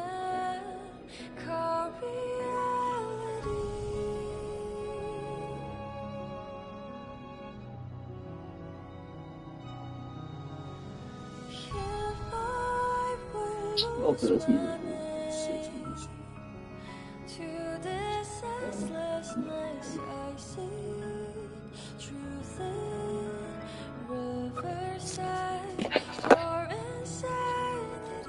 Hello everyone, hope you're all having a wonderful day, and today guys we're going to be going over my best critical strike build for Lies of P. So if you guys are looking for a build where you can just critically strike on just about every single enemy in nearly 100% of the time and do absolutely insane amounts of damage, so I'm pretty sure inside Lies of P they do have a 2x multiplier for critical strike damage. So if that sounds interesting to you, then well I've got the build for you. So what makes this build so good? I did just touch on one of the points that make it so good, and that is that we're able to do insane amounts of damage, because when you do critically strike in this game, I'm pretty sure it's 2x multiplier. I could be completely wrong there, maybe it's 1.5, but it really does seem like it's a 2x multiplier. Again, it's hard to test things in Lies of P because you do get so many variations of damage. But one thing I can rest assured is when you are critting, you are absolutely hitting like a truck. This build does have pretty good weapon variety. We don't have a lot of weapons to choose from, especially when we are trying to prioritize critically striking and critical strike damage, but they're not terrible by any means necessary. So I do feel like this build does have a little bit of versatility. If you're not happy with one weapon, there are some other weapons that can fit your liking. Now this build is quite quick. I did recently do a motivity build, and that's like strength build, so you are using heavy, slow weapons, your kind of heavy, slow, so like guarding and perfect guarding, and just dealing the most amount of damage you can with one big swing. This build isn't like that. You're not restricting yourself with weapon movement speed or the weapon that you do use with a critical strike build, or at least with this build, are very quick. And also, depending on your weapon choice as well, you can nearly get up to 100% critical strike chance, which is absolutely absurd. You can really make light work of a lot of the leads, especially if you're smacking them with critical strike damage. And even more so if you're using elemental grindstones. I think when you critical strike, you do a lot more damage, especially if you're using an element that that enemy is weak to. So I'm not fiff-faffing around, let's jump straight into the stats. Now, full disclaimer, I'm obviously on my second playthrough, so this is kind of like a New Game Plus build, but that won't restrict you if you do want to try and use this build on like your first playthrough. There are two weapons that you can get on your first playthrough, and then the other weapon that you can use is locked behind the very last boss in the game, the actual final boss of Lies of P. So I know right now my stats look very inflated because I am on my New Game Plus run, but I am still going to break down the stats that you should kind of be aiming for if you are trying to use this build on just a New Game run in general. So first up we have Vitality. I would personally aim for 30 Vitality on a first New Game run. That way you're going to have more than enough health, and I feel like you wouldn't need to even worry about putting any more points in Vitality. I feel like 30 is a pretty decent benchmark to try and get to. Now, so figure if you are on a New Game run, I would try and aim for probably like 15, 17. I feel like that's all you need. Weight isn't going to be too much of an issue anymore because they did kind of fix capacity, and this isn't a build that's carrying a lot of weight anyway, so you're probably going to be alright. So you're probably going to be okay on your actual stamina regeneration. Moving on to capacity, I would try and aim for maybe 20 in capacity. You could go 25. Capacity is arguably one of the best stats inside of Lies of P, because not only does it let you wear more equipment, which means more defense, more damage, it also increases your overall damage reduction on pretty much everything. Physical fire, electric blizz, and acid. They're very nice resistances to have because they are just going to keep you alive longer overall. Now, another thing I completely forgot to mention is this is more of a quality build. So you're going to be trying to aim for 35 to 40 motivity and also 35 to 40 technique. This way, whenever you use the weapons that I'm going to be showcasing in this build, they do scale off both motivity and technique, and that way it's going to give you a lot more bonus damage instead of just stacking into one stat like motivity or technique. And this is not an advanced build, so you do not have to worry about advanced at all. Now, if you are on a New Game Plus run or a New Game Plus run or even further than that, obviously your stats are probably going to look similar to mine anyway, so you're probably just going to be able to slot this build in and try it out regardless. But if you are on a New Game Plus run, try and follow those stats that I did give you. You're probably going to have more. This is just a rough estimate if you say you get to like level 90. Now, moving on over to the weapons, guys. Now, not every single weapon does have critical strike rating. There's only a few weapons we are working with that actually do have a 30% critical rating.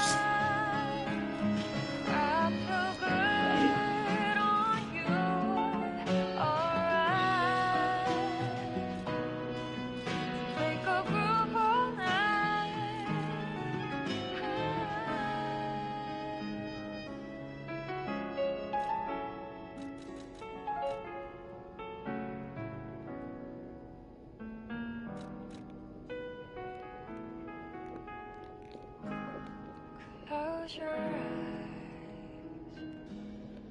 come to me.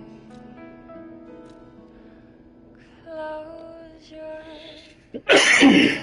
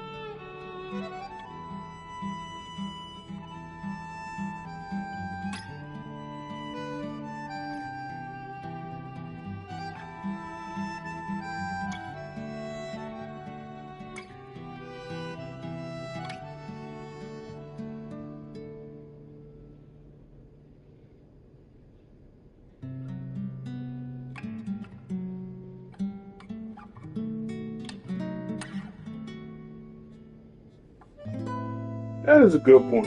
Because there is the Legion, which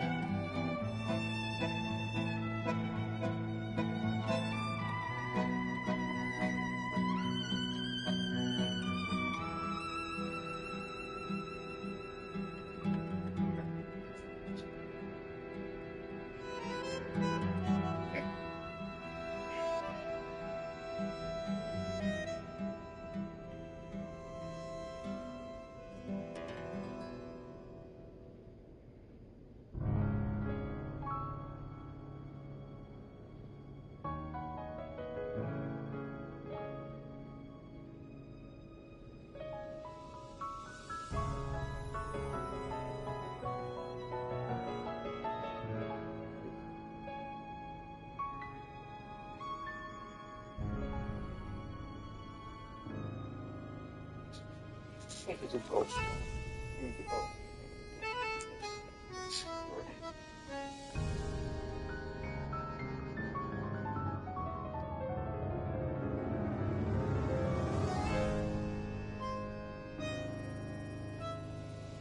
If I would shed my tears in this dancing fantasy, many of them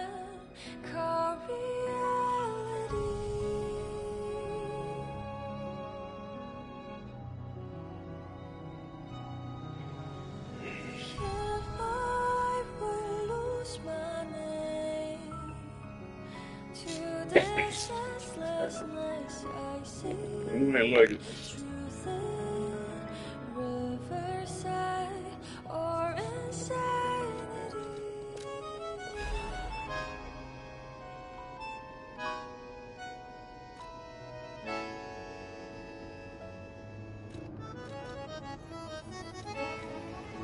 Polish the charts, losing the horse, build up the seas, set the serpents alight.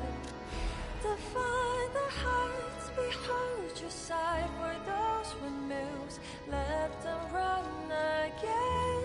'Cause I will fight, let it be the cold rain, be it battle I cannot survive, or another cursed spirit come from the tide. Everyone By the way, every do you remember when I mentioned my partner? His last, can you find him for me? Oh, thanks. My partner's name is, I think he was trying to secure an escape route. Look, those devils never break out of their grave. I think he was trying to. So I will find another star, another falsely find. Those rambling words they pressed upon my soul. Every inch I blush towards the fatal side. Against the winds, against the nights, I shall conquer that. 'Cause when you stop to dream, your whole heart gives it.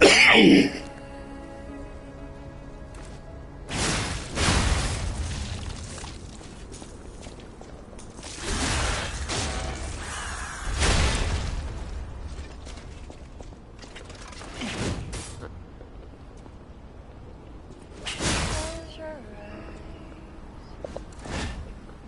come to me, feel like just dance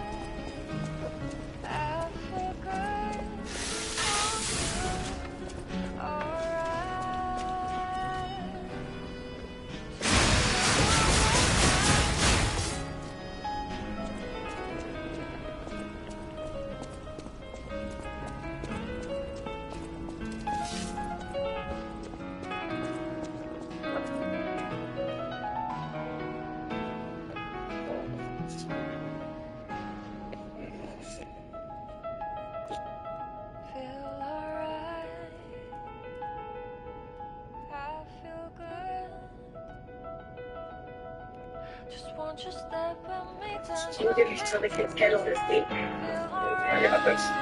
Tuesday, how about taco and laundry night? Wednesday, dad's poker night canceled. Friday, vegan pizza night. See what's possible when you create, collaborate, and motivate. Quick Expo. We all have our own happy place, whatever your passion. We are here to support you every step of the way with financial expertise to help fuel your goals. Atlantic Union Bank. Any way you bank. Okay, guys, like I was saying, we gotta do what we gotta do. We can't play around. Were you just on the phone with Doom and he told you he still had Sue? Oh, you heard that. So it turns out you didn't save Sue. It's not a mix-up. Like, what do you mean mix-up, man? Who's hairy cheeks that I clapped last night? If I didn't save Sue. If I didn't save Sue. Oh, no.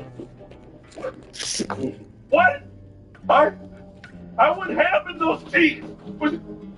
Why were Ramones so manly? It had to be hard. It was like, Sue has a pee-pee, right? Girls have pee-pees, right? What? Oh, God, I gotta go. Wow. All the fuel cells are checked and the oxygen levels are good. I just got to put the alternator in and we can get going. Get going? Those flat bracelet built ass will be out your fucking mind. I told you I'm not getting on that shit with your Johnny, we don't have time for this. We have to go. Bitch, I will go to hell before I go anywhere else with someone else.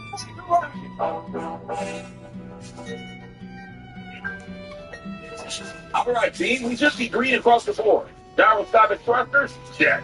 Oxygen levels? Check. And for the final check, a slap to blast off into space, dude. Oh, my God, please no. That's so lame. Press the button, Johnny. You got one job. I'm not going to understand. We here to do one job. Press the fucking button.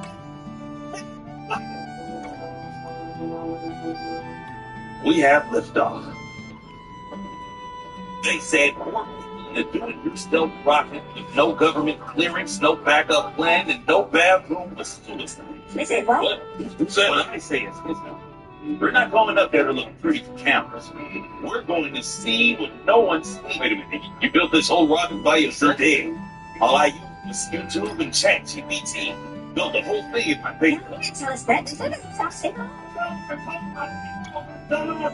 What do you mean you don't feel safe? I ain't even gonna hold it. I don't feel safe. The hardest fucking man on the planet Earth. If you don't feel safe with me, I don't know how you can. Oh shit,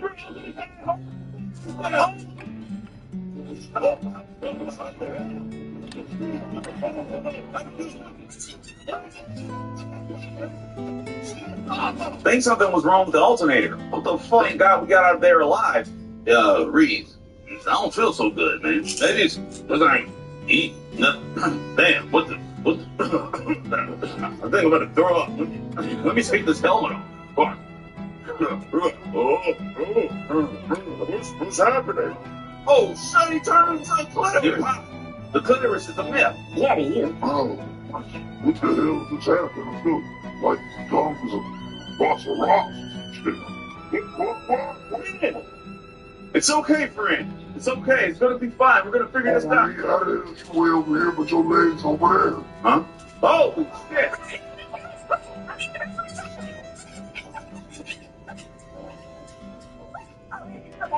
Oh shit! It's so invisible shit. I guess that's crazy. We must have been exposed to some sort of cosmic radiation before we crashed. And these are the side effects. Oh, your ass just happened to notice that, right? You just had that's how you, Johnny. You're on fire. You know what the fuck? Stop talking about old shit and get on that goddamn rocket. You turned me to a living Hadouken. I'm not getting on shit with getting your ass on that ship, because it's the only way we're gonna be able to say shit. It's been like that the whole day now. When did you I got tired of waiting on y'all to save me, and then after I got my ass beaten a bit by that Daredevil guy, it kind of kicked back in. Like, oh yeah, I got powers. I can just get out of this. It wasn't even that hard. Never compared to that motherfucker. He had so many chances to win and still lost. How you out the glove? You did the snap. You won, but you still lose. What other shit is alone? When you're ready to start your business, Zen Business will guide you through the steps to quickly and easily form your LLC with confidence. Zen Business is the fastest and easiest way to start, run, and grow a successful business all in one place. You don't have to do it alone. You'll have access to educational resources and award-winning support 7 days a week. With Zen Business, you can make your business official with an LLC, secure a registered agent and compliance services, and set up your finances with an employer ID number and business bank account. They take care of all of the stressful, ongoing federal and state requirements as you grow, so you can focus on what you love. Use Zen Business to confidently start, run, and grow your business. Check them out today.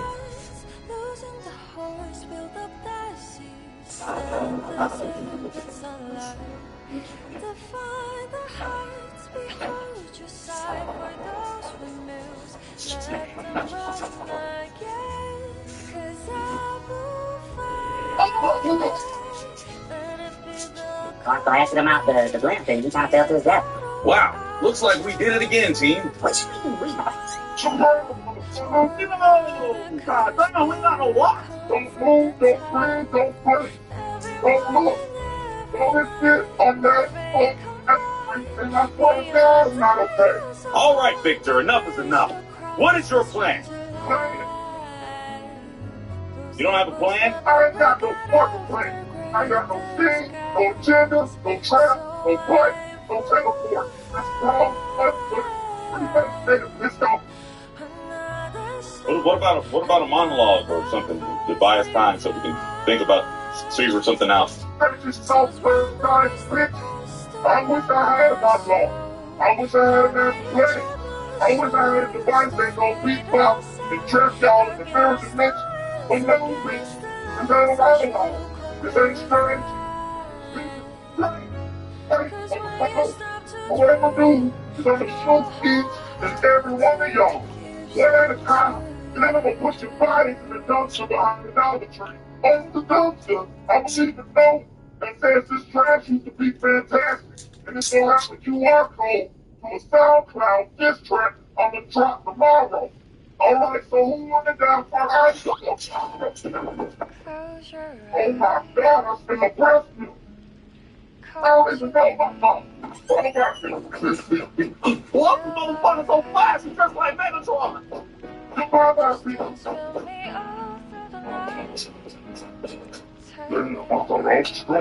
Sweet for no goddamn reason. He won't get too far. That thing's got a problem with his alternator. Reed, bitch of a son. You mean you son of a bitch? Nope. On different Tuesday. Promise you that.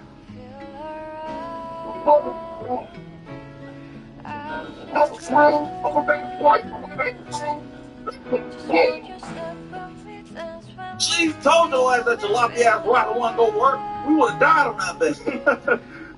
For a smart guy, I'm dumb as hell, right? we would literally all be dead right now. Could you imagine? Oh God, because you know he is. Yeah, but in a weird way, even though he's gone, he's shooting at me. Because if he hadn't, I'd gone my whole life invisible and never realized it. I didn't get rescued. I rescued myself. And now, y'all gonna have to learn who I am. I ain't waiting to be seen no more. I'm gonna make sure. You scared the fuck out of me. When you got that?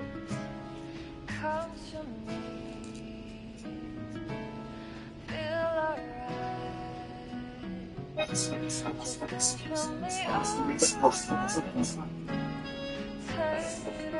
the Kia Summer Sticker Sales Event. Visit your local Kia dealer and look out for these stickers to take advantage of great deals. Lease the specially tagged 2025 Seltos LX for $229 a month.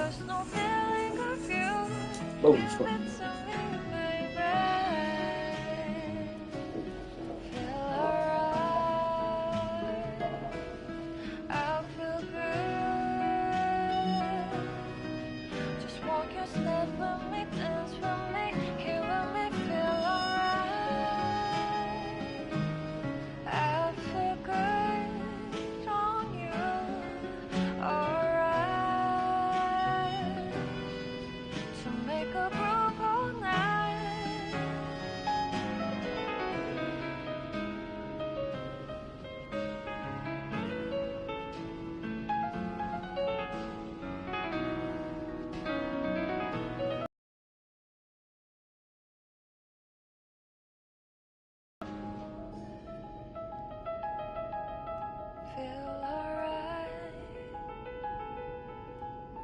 So why are you in my house? You're just Just want you step with me, dance with me, feel a alright. I feel good on you. It's alright. Make a groove all night. shot. I'm gonna talk to you.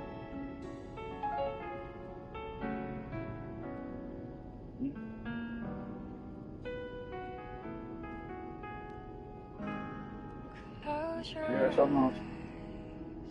What? come to me. Mm-hmm. Close your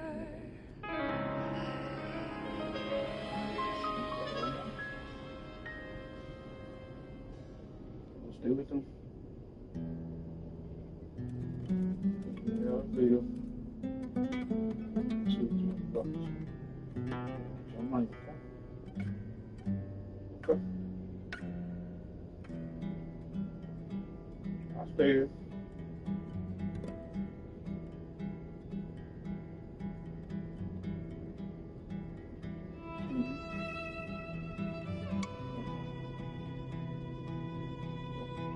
Mm-hmm. Tell you everything. I blow your fucking head. You understand that?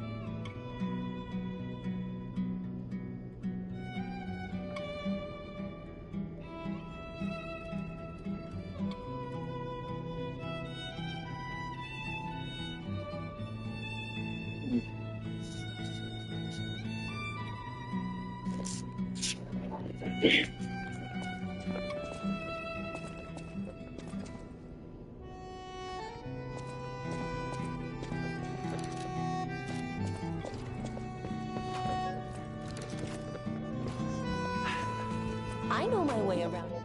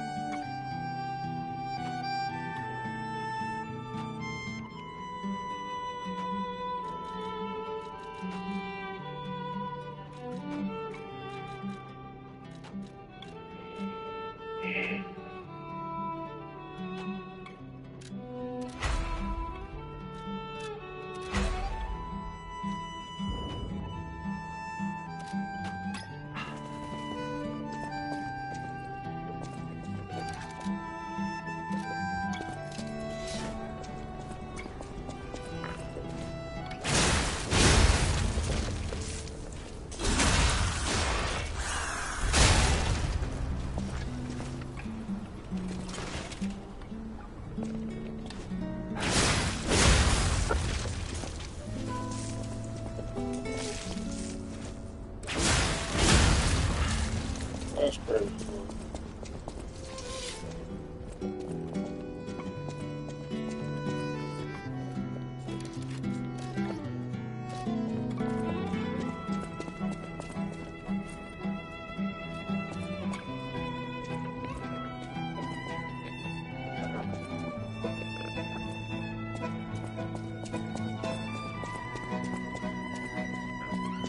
No. Now, allow me the golden era. You see, the alchemist. After all, I am. Yes.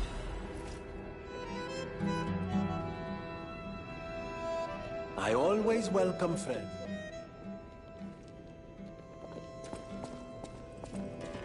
At the house of an at the house.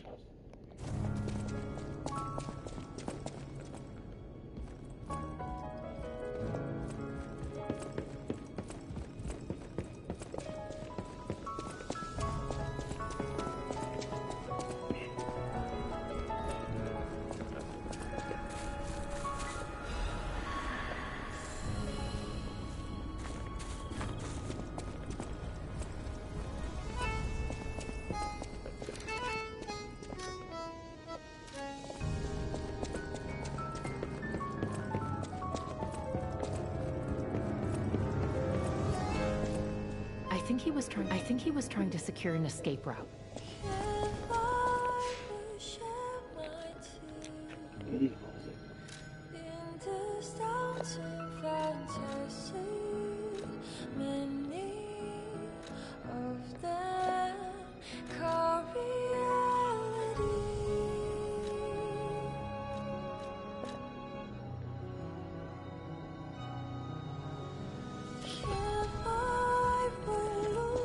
think he was trying to secure an escape route.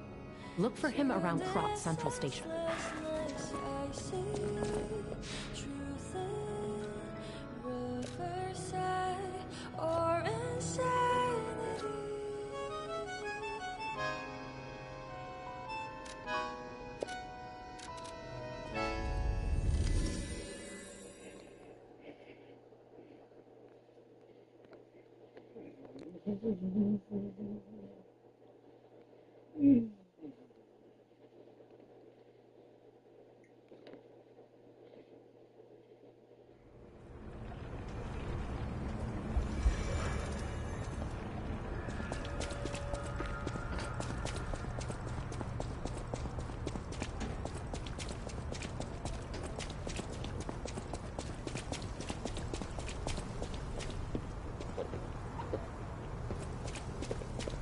Fucking fuck.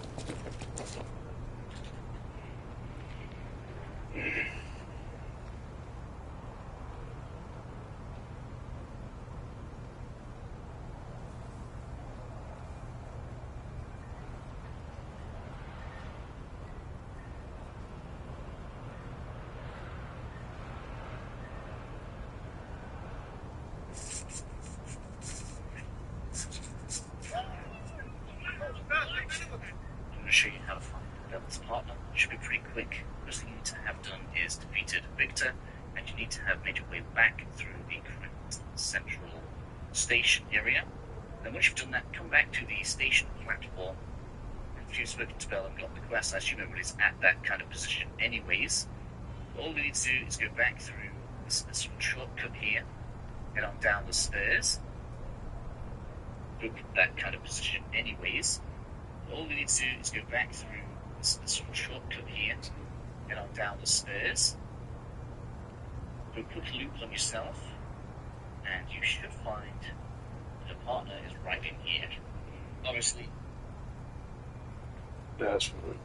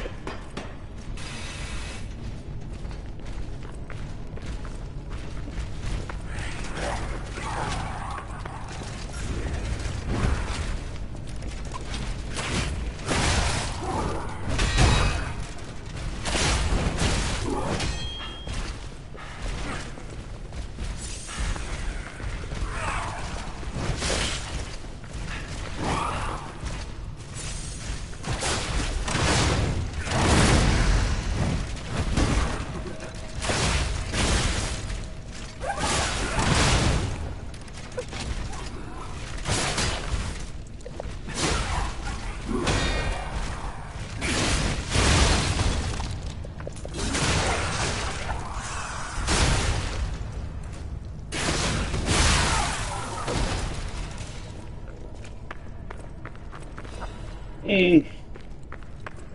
ain't really a fan, ain't gonna hold you.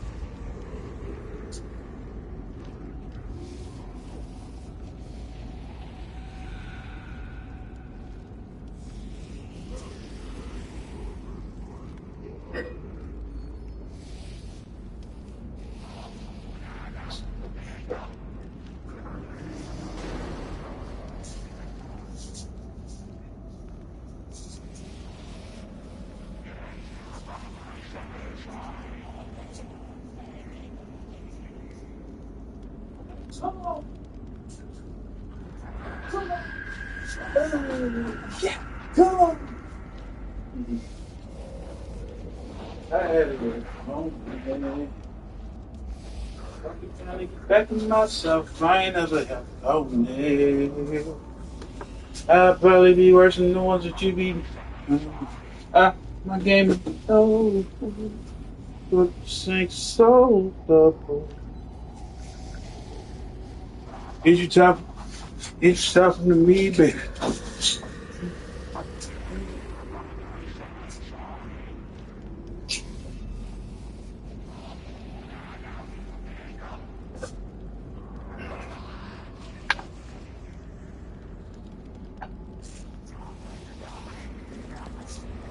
I don't like purple.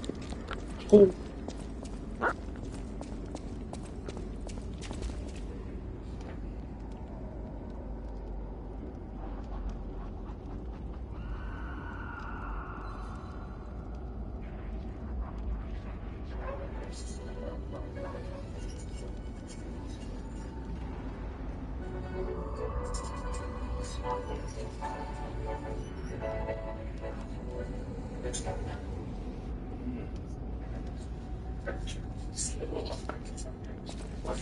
Thank you so much. Thank you for having me here at TDQ. It's my first ever time in person.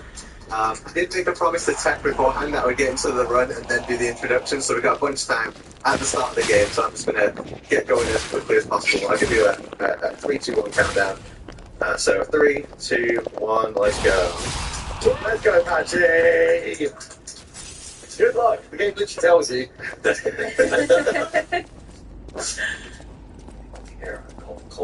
So yeah, this is a modded version of the game made by Tozarok, as you can see on the screen. He's a good friend of mine who I asked to make this mod. A little while ago I sent him a message on Discord and I said, please could you make all the textures for the bosses and enemies disappear so I'm not able to see them? And he said, why would you do that? And then he said, yeah, of course I can. So thank you so much. And also a couple of days ago we had a little bit of trouble with the mod and he sat up till like 1 o'clock in the morning troubleshooting it with me, so huge thank you to him. I'm Apache Smash. I'm joined with, we'll go left to right, I can't see, so we'll go left to right. Alright, hey everybody, my name is Days Ahead. I'm Nico Hollis. I'm DMT Trilogy.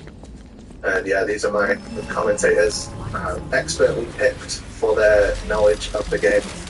No, I just wanted my friends here with me for this. So I was going to say, I'll play the game once. Didn't you die on this screen in the... Sorry, okay, story. You know the bit where you walk through the mod? I was like, oh yeah, this is fun. I forgot a thing called breathing. So I'm there in this version of the pod, I just stayed there and I died.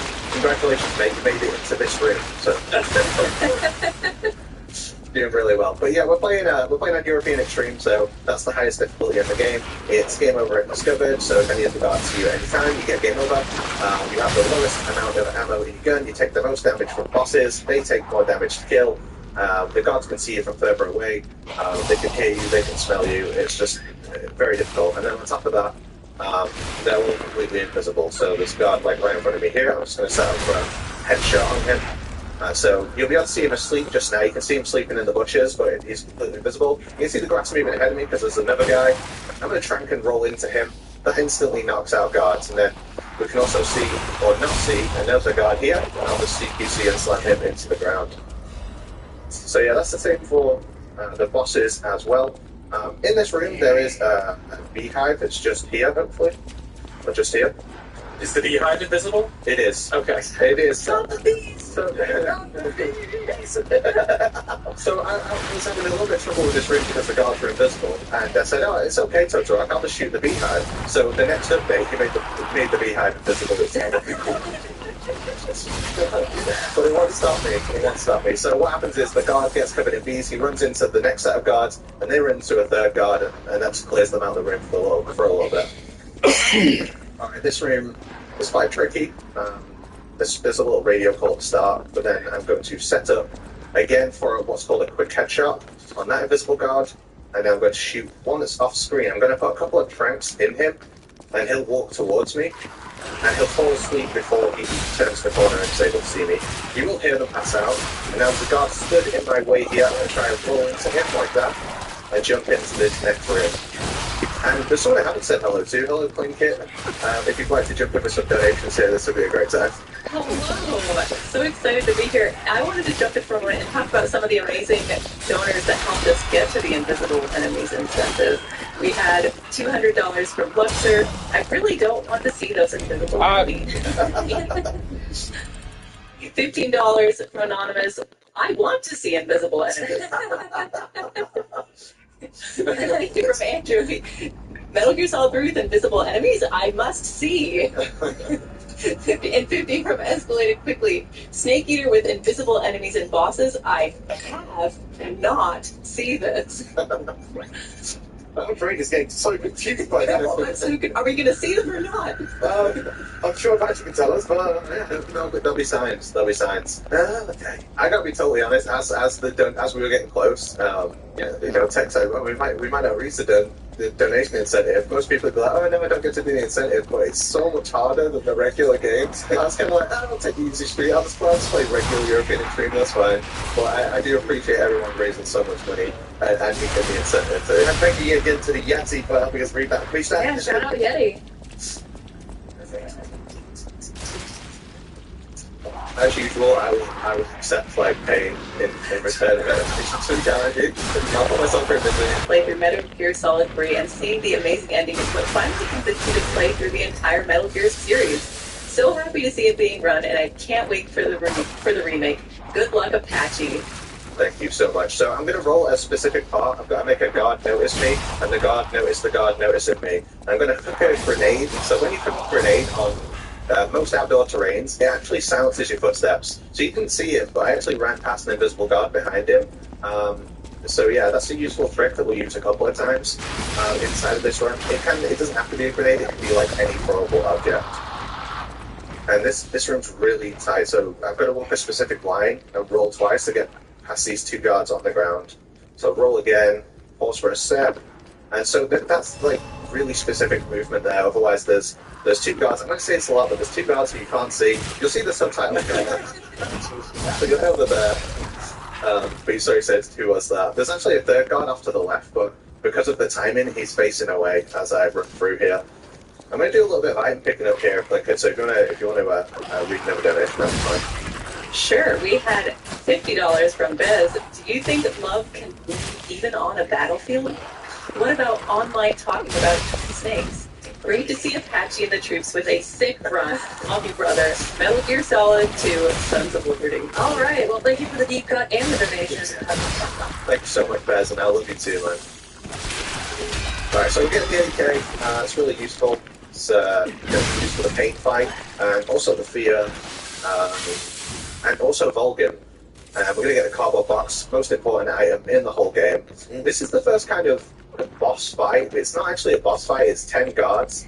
All of this is really specific. I'm going to kind of let it speak for itself. If I mess up and have to restart it, which is quite likely just because of the high difficulty of this ring, I'll have to do this menu every single time, so that'll be fun. So I'll just try my best to not mess it up. But yeah, I'm going to put one trank in a guard who you can't see outside, and it's got to be anywhere but his head. And then I'm going to line up on this window here. I'm going to shoot another guard as he wanders left to right, just there. And then I'm going to get in this doorway. I'm going to throw the grenade through the door and knock so they all face towards it. And then hopefully they all go down. So there's 4 there who hopefully went down. I'm going to hit this guard. I was hoping to hit him in the head, but I missed. So now I'm going to have to slowly body shot him until he falls asleep. Right, there we go. And now there's one off to the side, just here. I'm going to carefully peek out. Oh, I hit him in the head as well. Let's go. That was totally on purpose. And then a couple more in this guard here. And I'm going to do a setup for a quick headshot on this guard here. And I got it as well. So that's the outline screen as well. Wow. Oh, that's a huge weight off my mind. A couple of weeks ago, I did this the biggest speedrun marathon in where I'm from, the UK. So in Scotland, we have United Kingdom Speedrunner Gathering, And I was trapped in that room for about 20 minutes. Oh, wow. I'm really glad to have done it first time. But I'm sure the rest of them from UK feel like, why didn't you have done that here? It's just the way it goes sometimes. I mean, you've been practicing a lot of this more as well, so you know a lot more than you did back then anyway. Yeah. All the time. It's so much practice, it does require a certain amount of effort to become a different man. And this game is very like top heavy. I mean, it's very limited at the beginning, including but not limited to the Ocelot unit. So yeah, first I'd say 40 minutes of the game are a real challenge. Like pretty much every room is difficult. Then it eases up a little bit later. But Punky, if you want to jump in again, you're absolutely fine here. sure thing. We had $10 from Howlin' Mad Mike. Hi, Apache. Guess we don't need an 11th hour incentive this time around. The awesome Pete's got the invisibility one through. Good luck on the run, and remember, you either die a hero or live long enough to get seen by a guard with 3 pixels worth of vision. Thank you so much, Mike. Speaking of UKSP, Mike is head of hosting and donations, so thanks so much, Mike. Alright, there's a bunch of actions in this next room here. You notice I have 3 leeches on me there as a remove, so when you go in that water, you get leeches attached to you. No matter if you have 1 leech or 100 leeches, all drain your stamina at the exact same rate. But we need our stamina, it's really important. Not only because, while it's above half, your aim won't shake, but also your health replenishes with how high your stamina is. So I just shot a wall there, that distracts some dogs. When the dogs bark, it makes a guard all the way on the other side of the level move into a more favourable position. And then I'm going to get in the box, which is also invisible, just like everything else. Man! I'm going to push the box against this gate here, Oh. and then jump through at the right time, I hope. So that guard who saw us, he's actually going to walk all the way around the level, so he just gets out of my way. For the dog you can't see, so I'll just give this left wall here. It's one of those new breeds. I actually could just make it up, right? I could be like, there's 5 guards in the... You remind me of that one invisible dog joke. It's like, I was going to spot removed from my dog. There, he's gone.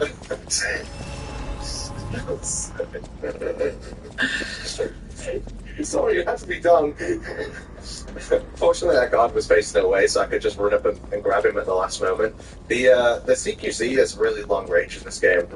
I'm just taking the scratch off my gun because I'm going to fight Ocelot, and my idea is I'm just going to keep him as still as possible. So I'm going to take a couple of hits off him here, but the less hits I take, the better. So I'm just hitting him once, throwing a stun grenade, moving away from him.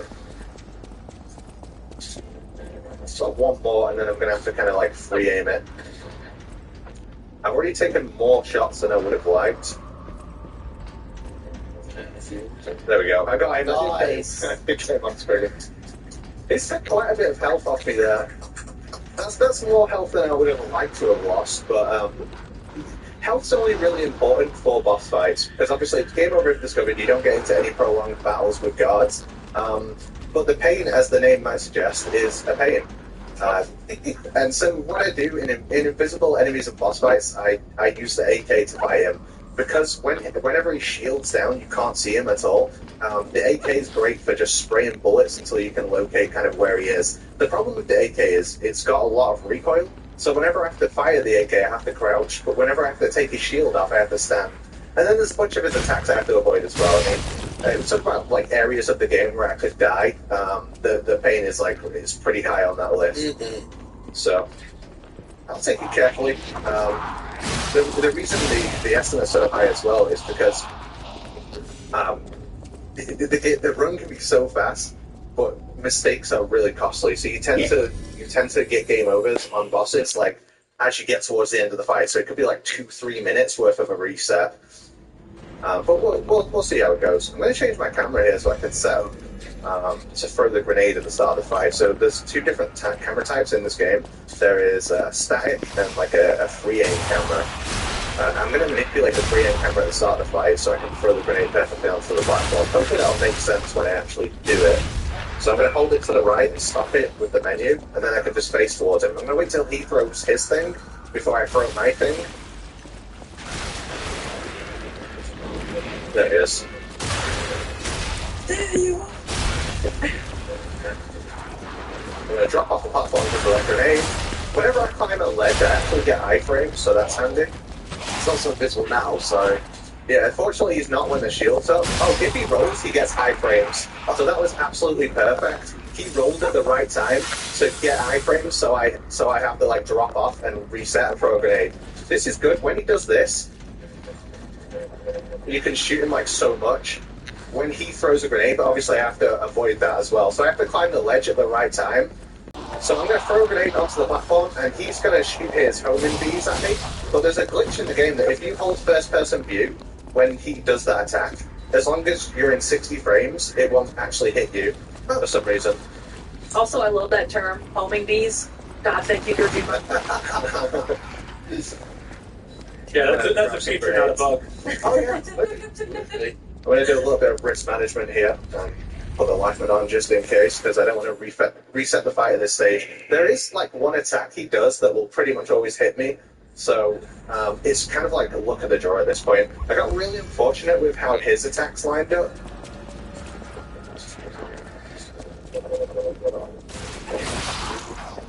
So close. And every time he throws that grenade out, I have to climb the ledge at the right time so the explosion goes off at the same time that I'm climbing. Otherwise I'm in big trouble. But oh, I'm really grateful to be out of that fight. That one can catch you out for a while, so. But yeah, Quinky, do you want to jump in? Give me a donation? Sure thing. We also just opened up a new Star Wars Glitch Exhibition incentive. So in those donations, if you click the Glitch Exhibition one, you can also put it toward our Wolfenstein 3D milestone coming out later tonight as well. We also had a $50 donation from Murphy. It's always fun to see Metal Gear speedruns, even if this run I can only see part of. My favorite Metal Gear game is Boktai 3. It has Snake, it counts. It counts. It does count. It was difficult to know what to call like this for for submitting it to marathons. I did think about like reverse stealth camo. I kind of said what it is. It's like instead of you getting stealth camo, all the enemies get it. But I didn't notice they did that on the donation incentive as well. That's how they sold it. Let's see if we can pull up a random glitch here. It doesn't count, but it looks good. I'm going to jump out of reality. Possibly. This can actually kill you if you do it wrong as well. So there's like, the wall is just broken here. No, I totally missed it. You can jump out of the wall there and it doesn't do anything. And if you miss it, you hit like underneath all the level, if you get out of bounds, you'll eventually fall until you die. So that's why we're not able to sequence break anywhere in this game. They thought of everything. There's a bunch of ways to get out of bounds in this game as well. I did actually replenish my stamina here because I've lost so much health. I want health back by the time I get to the Fury. So I'm just keeping my stamina as high as possible. And also stamina denotes how much oxygen you get. So I can swim for longer if I eat first as well, which lets me just avoid these searchlights. I need to remember to put my suppressor back on this gun for this next room. Thank God that we can see the crabs. I know they're not enemies. So I'm running another giant enemy crab. Small crabs is fine.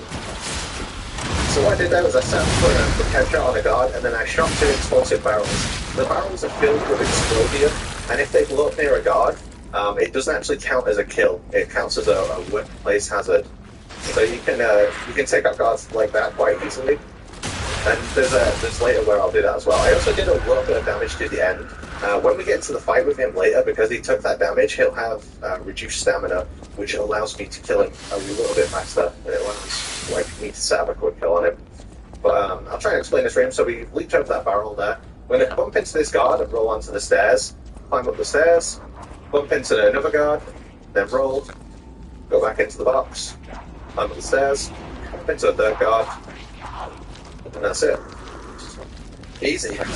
Every single time you roll through a guard, the guard on the floor above looks in the opposite direction, so it allows you to get a run up on them. It's just funny how that kind of works out.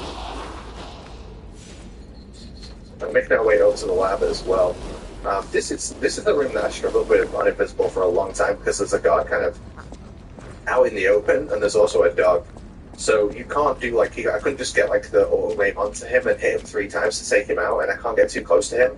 But I was watching a Japanese runner called Go-Go Time, and he found that quick headshot set up there, and it's just that place right on the grass. So if you go into first person view with your gun out, and then you go on your tiptoes, if you're at the right range, not the correct terrain, when you stand on your tiptoes, you'll be at the perfect height to hit them in the head.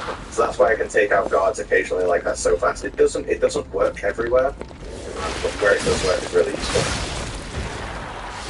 I'm going to sneak into the lab now. I'm going to show you a cool trick in this game. So I'm going to run over to the shadow on the ground, and then I'm going to change my clothes out in the open.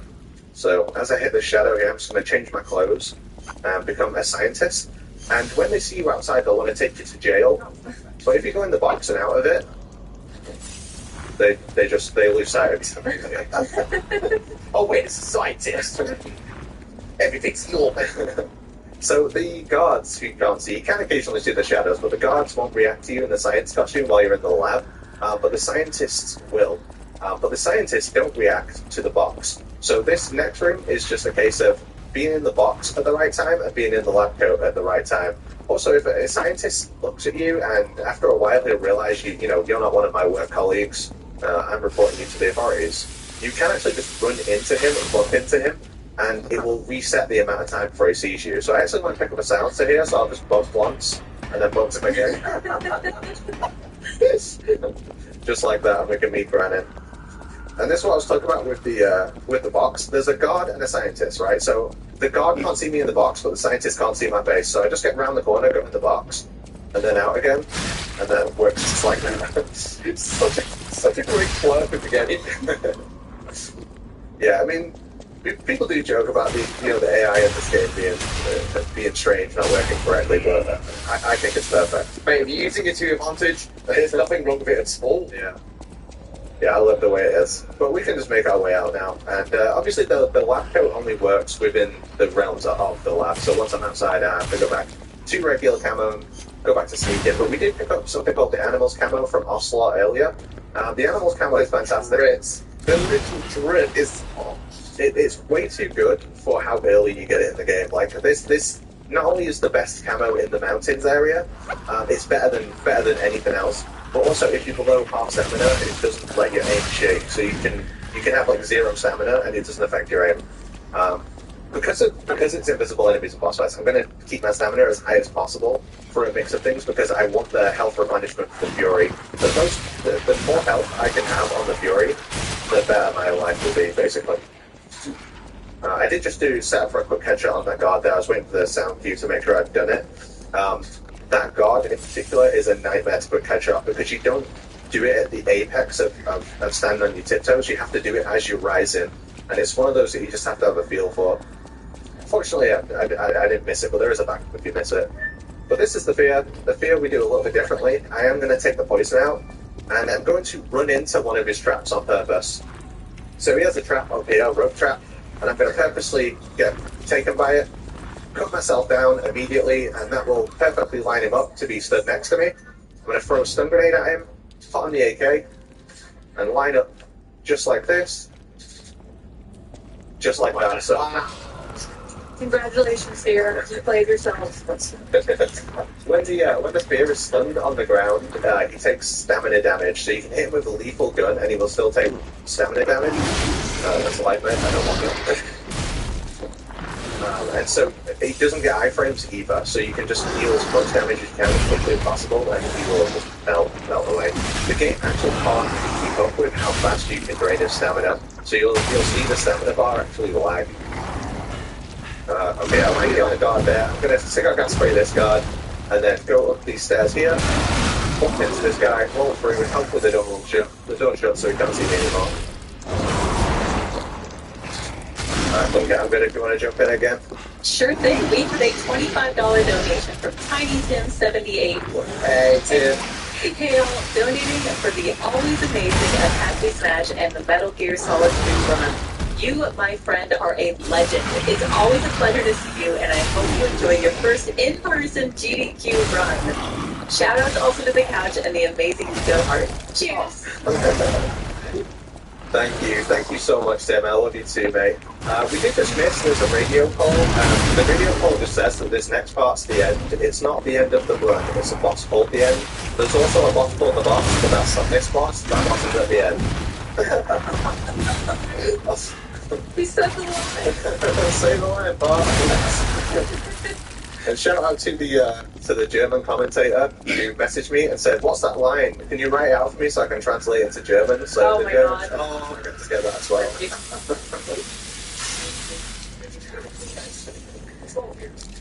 Alright. Oh, we don't. I was having so much fun, I forgot to explain that entire room. I did a lot of complicated things back to back, and it worked. It worked well. It went great. So we believe you. We believe it. Yeah. Here's the end fight. You can just about see the glint of his sniper rifle. I'm going to shoot him 3 times and knock him down. I would have liked to have done a bit more damage to him than that, but you know. It happens. I'm going to go over to the east side of this room. So this is a strat the run I was talking about earlier called Go-Go Time. He found that there's a failsafe in the ends programming. So if you lose the end in a different room or something, you can't find him, you're looking for him for hours, the game has a failsafe to let him find you. So I'm just going to punch, I think I did 7. I'm just going to do one more to be sure. If you make a loud noise after 25 seconds, the end will appear in the furthest location he can see you from. So I put a smoke grenade between me and that location, and I'm essentially teleporting the end to me rather than going to find him. So now he's going to be behind this tree here. Yeah, he is. And he's just going to be here on the ground. I need to get right up to him, punch him twice, spray him, punch him some more, hold him up. Very nice. And when he's going to go down into a prone position. That'll let me do some more damage to him. And then he's going to throw a grenade. I'm going to run this way. I'm going to try and catch him while he's running. That's what I call a smoke break. And then we'll run the other way, and I'll throw a grenade in his path to intersect where he's going.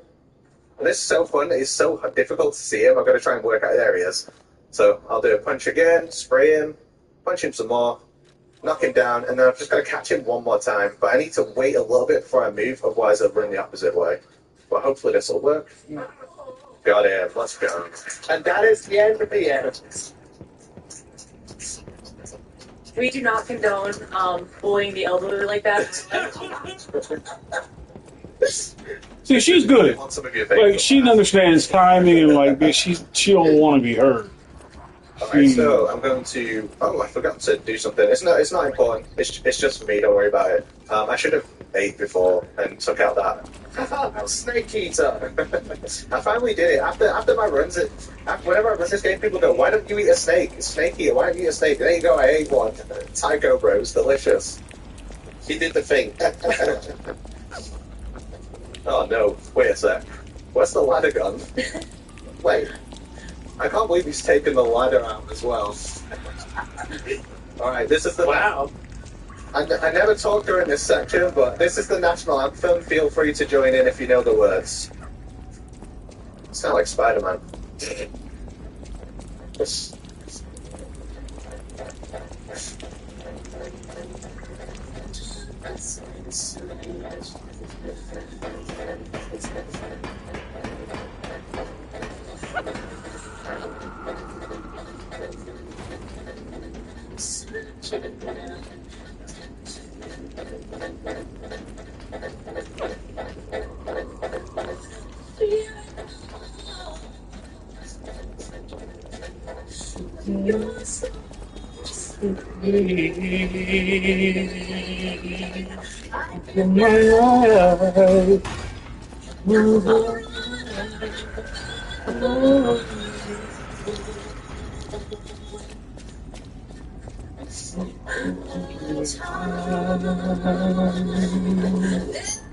Wow, I don't know what happened. Don't look at my Steam library. I'm so glad the game's not crashed. That would be... Yeah, that would be sad. Oh my god, that would be devastating. Let's pick back up. Nobody saw that, right? No, I don't think so, no. What happened? Where am I? Nothing happened, but we did reach $227,000 raised for keep those donations coming in, and make sure you attach your donation to that glitch exhibition for our next run at Star Wars Jedi Survivor. We need just over $4,000 to get there, so make sure your donations contribute towards that. Thank you. Thank you. I'm sorry I ruined the song. Sorry, Cynthia. I'm so sorry to my close personal friend, Cynthia Harrell. I can't believe I did that. I can't believe I somehow managed that. Nevertheless, we persevere. Alright, the mountains. Mountains is three rooms back to back as we climb up the mountain. They're all pretty difficult. And they get incrementally more difficult as you travel up the mountain. So I'll try and explain this. I had a little bit of trouble with this earlier, actually, when I was practicing out there with Daze and Nico. So hopefully I can get this first time. I had to take off the box at the right time, equip the grenade to run behind a guard. That sounds my footsteps. There's an RPG guard on the right who climbs down the mountain. And what I'm going to do is just put this cigar gas spray on. Oh, I equipped the box. Why did I do that? Like, this was very tough in practice. Like, did I do that? Every fiber in my body was like, don't press the box. Yeah, so there's like multiple different things you have to do back to back. You have to sneak behind the guard at the perfect range to make the guard travel down off the mountain. The RPG guard slides down, and then he can't see you as he's sliding down. So let's just do it right this time. And I'm also rolling, because rolling increases your camo by a slight amount. So instead of being at 35, you get 40. Oh! Hey, I can't believe I played perfectly up to this point. And I'm struggling with this room that I struggled with in practice. How strange is that? I mean, it's still been a great performance up until now anyway, so you've still got accommodations for that. Yeah, I'll get it. If I told you this run is difficult, would you believe me? Ah, no, not at all. I would have to see it to believe it. I have to say, your pun game has been on point this run.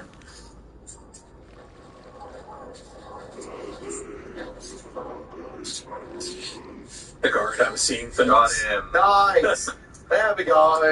I know, right? It's like that makes one of us. Yeah, one of us, yeah. I'm glad it's working for you, guard. It's the whole time I was just thinking, like, this would be so much easier if I could see them. They could make a mod for the mod where you can see the enemies and bosses. Visible, invisible enemies and boss fights. So it's just like the exoskeleton, or like just they're just a skeleton. It's so awkward.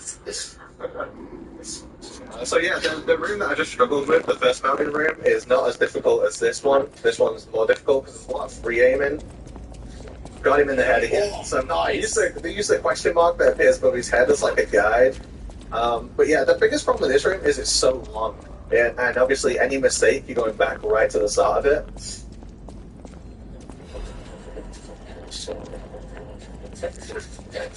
Just run up and grab him as quickly as possible while he's behind. So when you equip the box, the guards can actually hear you from a little bit further away, so I have to equip it at the right time. Well, there's two more guards here. There's one here. Oh, that's all bad. Let's see if I can save it. No, that's even worse. So there's one guard here.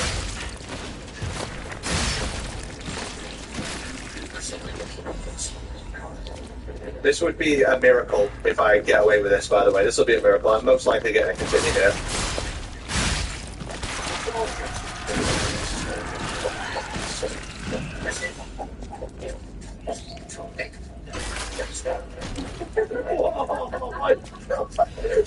It was like a dance. Just going to reset this room real quick. Yeah, I shouldn't have a caution here. Oh, the helicopter's completely invisible, but you can't see the helicopter. Oh, that was beautiful. Just so you guys know, there is a helicopter there that just flew by. Resetting the room like that does get rid of the caution. But yeah, I'm just glad to be in the next room, because if I had to reset the first room, I was traveling a long way. But yeah, I rolled over a guard, made him look at a wall. I'm going to fire an unsilenced gun here. That'll make a bunch of different guards do different things. allow me to hopefully just sneak on past. There's like a little tiny line I can get across here, where none of the guards can see me, roll into a prone, and then as he runs towards this barrel, shoot the barrel. Oh, we're out of the mountains, let's go. I'm so happy. I'm so happy. That was skillfully well done. Shoots up. It's one of those when something goes a little bit wrong. Like all it took was shooting the wall. When I was trying to hit a guard, I shot the wall, and that just had like so many cascading effects where I had to do these strategies on the fly. And I think that's part of the fun of this game, is kept playing it for so long. It's all good, like learning a route and knowing what to do when everything's perfect. But the fun of this game is knowing what to do when things go wrong. Being able to improvise and speedruns is a very important and eclectic skill for speedrunning. So you know when things will go right, go wrong. Being able to, again, on the fly, play the game as it's like, as it's hitting you in the face, basically, you hit it right back. Especially in a marathon. Yeah, absolutely. So this next boss is the Fury. So the Fury is the most difficult boss in the game because he has the most random elements. A lot of the other bosses are quite static. You perform in like a loop with them, but this boss does what he wants at all times. And also in the HD collection and also in the Master collection, as the frame rate's gone higher, his flamethrower has been able to reach further and further. What gun do I want? This one. Okay, so he's on the left. This is not a good position starting. I'm going to try and bait him into attacking me. And I'm going to try and convince him to stand still. Nope, I'm going to knock him down here. That's unfortunate.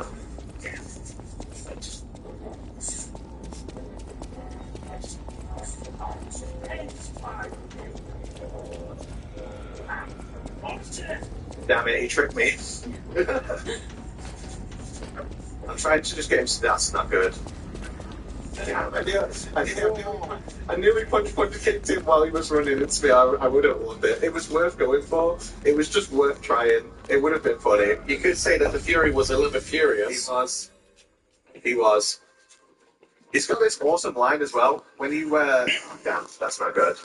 There you go. That's the line I was talking about. Alright, I'm going to reset just one more time on this fight because I'm hoping for a better start on him. Bye, Brian. While we're restarting, I just want to remind everyone that we are now 30% of the way to the glitch exhibition for our next game, Star Wars Jedi Survivor. So get those donations in now.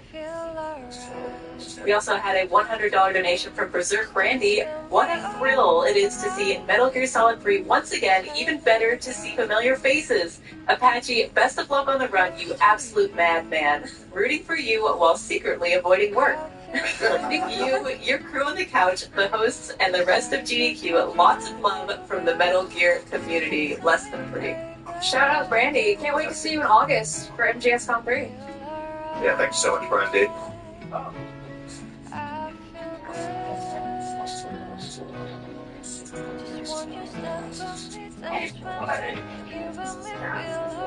Right. This was like about his flamethrower can actually go around corners in this version of the game. So if you think this fight is unfair, he can literally travel around corners with his flames. Right, imagine a... Damn it.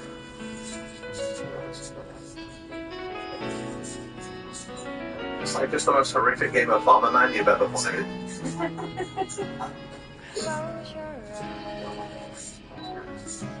I also just want to note, you see him go in and out of the box. That's one for movement, but also it serves as sort of like a stop, drop, and roll, and it kind of mitigates the flame. Yeah, so we may as well explain the box. Obviously the box is completely fireproof for some reason.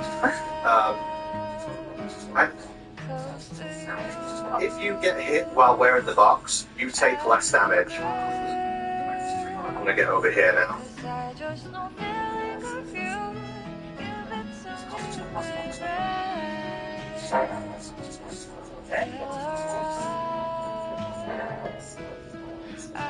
That's unfortunate. So when he goes... He gets trapped on the walls. I need to stop getting trapped on the walls, like... I think I'm probably dead here. Yeah, he's too close to me. He's too close. I only realized where he was when I got like right close to him. I'm trying my best to not say I can't see him because she's invisible.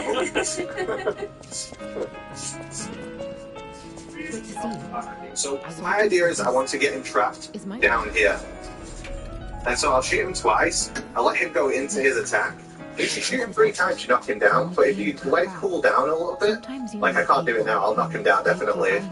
So I need to let him see me before I move, and then move, and hope that his flames don't travel around the corners, which they do. The flame bends around the platforms.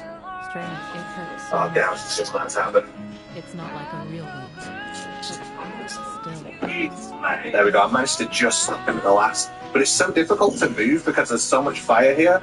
And if I stand on this fire, it does so much damage. So I have to stand because the only places where there's no fire. This should be good.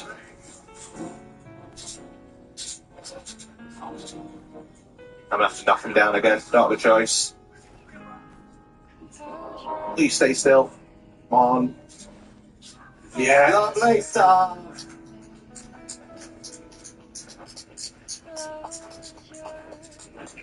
And that's what I was talking about with this run, where like if everything goes well, it's so fast, but there's just some fights that will get you stuck. And Nico saw in my practice, it was just first time straight through Fury. Oh, that's how like you're able to just like nail that. But again, that's the power of the RNG. Yeah. It can be horrid, and as you said, with the frame rates and the fire bending, this is not Avatar: The Last Airbender, okay? The Fire Nation attacks. Yeah.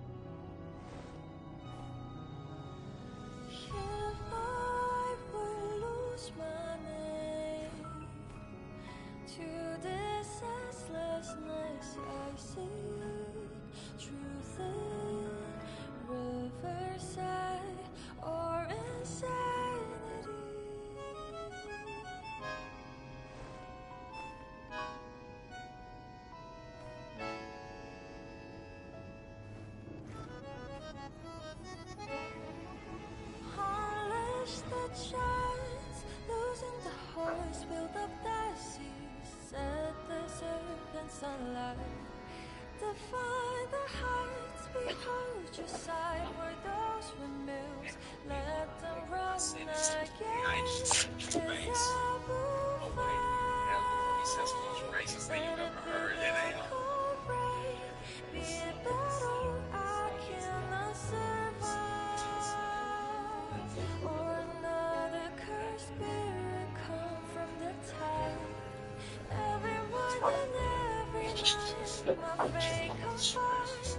Beyond dials upon the vision, Christ the stranger It's very much good.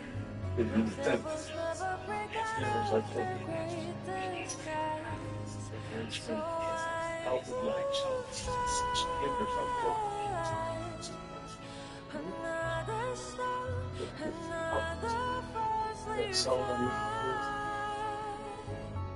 those rambling words they pressed upon my soul.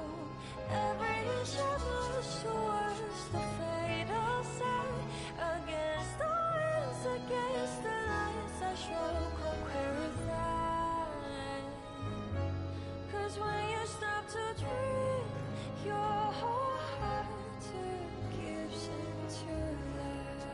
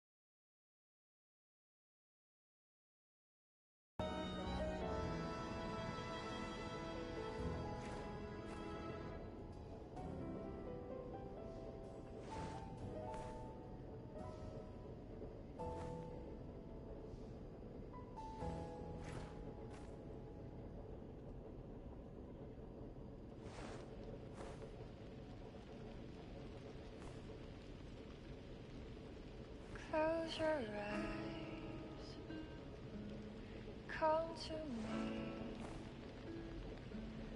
feel alright. Just dance with me all through the night, turn it out. Close close to you. I feel good, 'cause I just know feeling of you. Give it to me, baby. Feel alright. I feel good. Just want you step with me, dance with me, here with me, feel alright. I feel good on you, alright. Make a groove all night.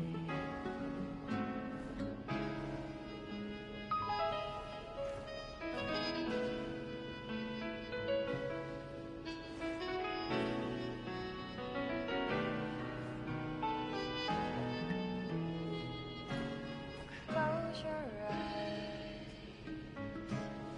come to me, feel alright. Just dance with me all through the night. Turn it out, close to you. I feel good, 'cause I just know feeling of you. Give it to me, baby. Feel alright. I feel good. Just walk your step with me, dance with me, here with me, feel alright. I feel good on you, alright. To make a groove all night.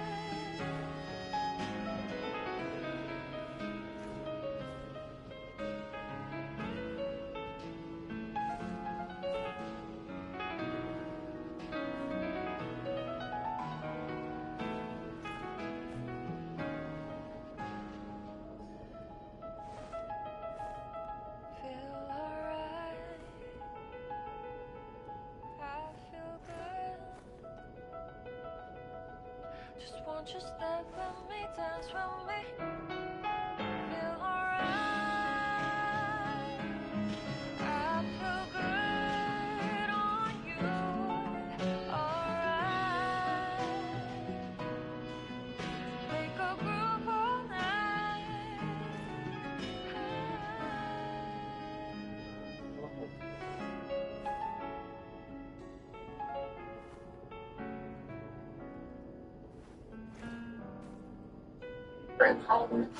Tropical guava.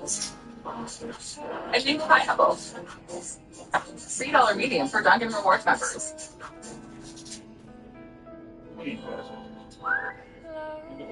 Go ahead and take your day with the Neo QLED 8K.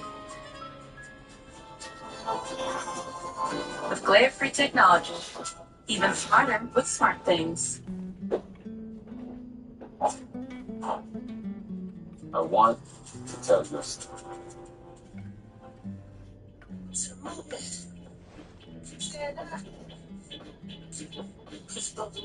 Like this.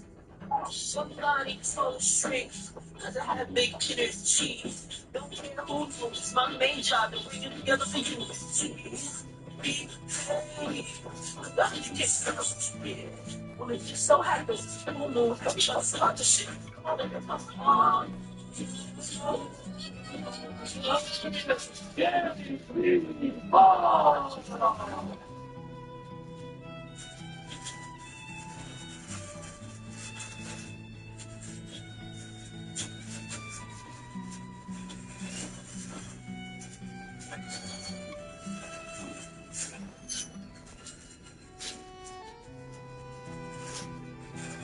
Thank you guys so much. Go ahead, sit down. Thank you so much for that. That was beautiful. That really touched my heart. I do appreciate it, man. I was telling people that I was filming my next special. This is my second special. I was telling them I was filming in Minnesota, and everybody kept asking, like, why are you going to go to Minnesota? Like, why there? And I said, I got to be honest with you, man. Out of all the places I've been in this country, I'm not bullshitting you. They're probably the kindest people I've ever met in my life. I really do mean that. Andrew, y'all are next level. You're so kind, it's uncomfortable at times. I'm not. Last time I was here, I'm doing the show in Minneapolis. A dude after the show came up and he offered to split a Viagra with me. I want to make this very clear. At no point during the show did I imply I needed a Viagra. You know how kind you have to be to walk up to a stranger and be like, "Want to go have some, bro?" I'm not going to use the whole thing. I think you can get in on it. Like, I didn't know if he was like hitting on me or if he just had like a soldier's mind frame, like no man gets left behind. He doesn't get hard, I don't get hard. Weirdly, the kindest thing I've ever experienced. Minnesota's like the only place, like I could go anywhere else in the country and anybody might be like, "Hey, how you doing? You doing all right?" But Minnesota's the only place I've been to where somebody was like, "Hey, how's your dick doing? Doing all right? Okay, hey. Keep me in the loop, I got your back." Very strange place. I'm very excited to be back. I am a proud black man. I want to make it very clear. I am unwavering in that. But at the same time, let's keep it real. I hear how to talk. I went to mixed schools. I use words like unwavering. I'm just keeping it real. I think my perspective as a black person in this country is a really interesting one to consider. It's not the only one, but it's one worth considering. Because I grew up in the intersection between cultures my entire life. I grew up in mixed neighborhoods. I went to mixed schools. I played for mixed sports teams. I work in an industry where I work with people of every race. As far as I'm concerned, based on my experience, I think we're all better together than we are apart. That's how I personally think. I think it's important to say that at a time like this. I think every race of people is better together than they are apart. If you don't believe me, look at the results of every single Olympics. Why do you think the U.S. wins more medals than any other country? We're using other people's people. We're cheap. No one holds us accountable. Name one other country of one race of people that can go gold in skiing and basketball. Nobody. It's just us. Don't let the racist people fool you. I'm telling you, the biggest advantage we have in this country is that we have each other. That is real. Every time you take time to love somebody who doesn't look like you, the other countries are going, "Fuck, they're figuring it out." That's why I love the diversity in this country. It's my favorite thing. Every time the Olympics come up, we're like a dude who's got the right Pokemon for every situation. That's how I see it, man. And we're cocky as hell about it, too. We'll talk your ass to anybody. What you supposed to do? What you trying to do? Women's 100-meter dash? Black girl, I choose you. Fish tender Angus steak and melty American cheese. It brings a tear to the eye, but it's not a tear. It's your eyes salivating. Those people's a dream making it for deep steak. They have all the trust from me. So meats.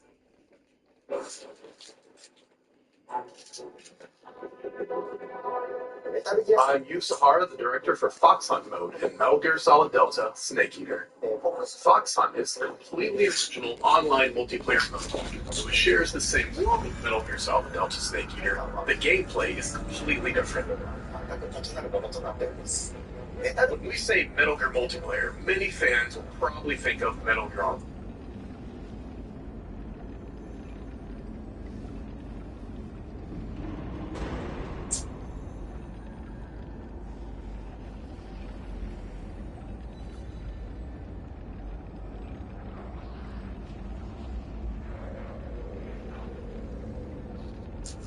Go home.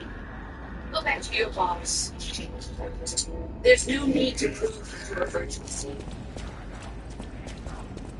Metal Gear is a very special franchise for many gamers out there, and Snake Eater is generally considered to be the holy grail of Metal Gear games. An action-packed cinematic masterpiece that not only exceeded expectations at the time of its release, but that ended up becoming the benchmark for the entire gaming industry. In other words, Snake Eater is one of the most important video games out there, and one has to work very hard to honor its legacy with a remake in today's day and age. Legacy? As most of our viewers know, this channel is run by two of the most die-hard Metal Gear fans one can find. That said, everything we say in our videos is our honest opinion, so if we feel something needs to be said, we won't let our passion for this franchise get in the way, as will be the case in today's video. How's it going, guys? Fight and Sulkin here. Hope you're all doing well. Now, we have no doubts that Metal Gear Solid Delta will prove to be one of the finest looking games this year. As we've said since the first day we've seen gameplay, the game looked visually stunning, even on the alpha stage, and our opinion on its visuals hasn't really changed. However, a game is not just defined by its visuals, and the way the Snake Eater remake is being developed is treading dangerous ground of expectations more than any other remake. The way Konami is keeping the exact same locations, the same loading screens, the same voiceovers, and many other same stuff, is shaping Delta to be too much of the same game. And sure, that may be the point of keeping it faithful to the original, but in doing that, they are also raising high levels of expectations, which could be very risky for its success.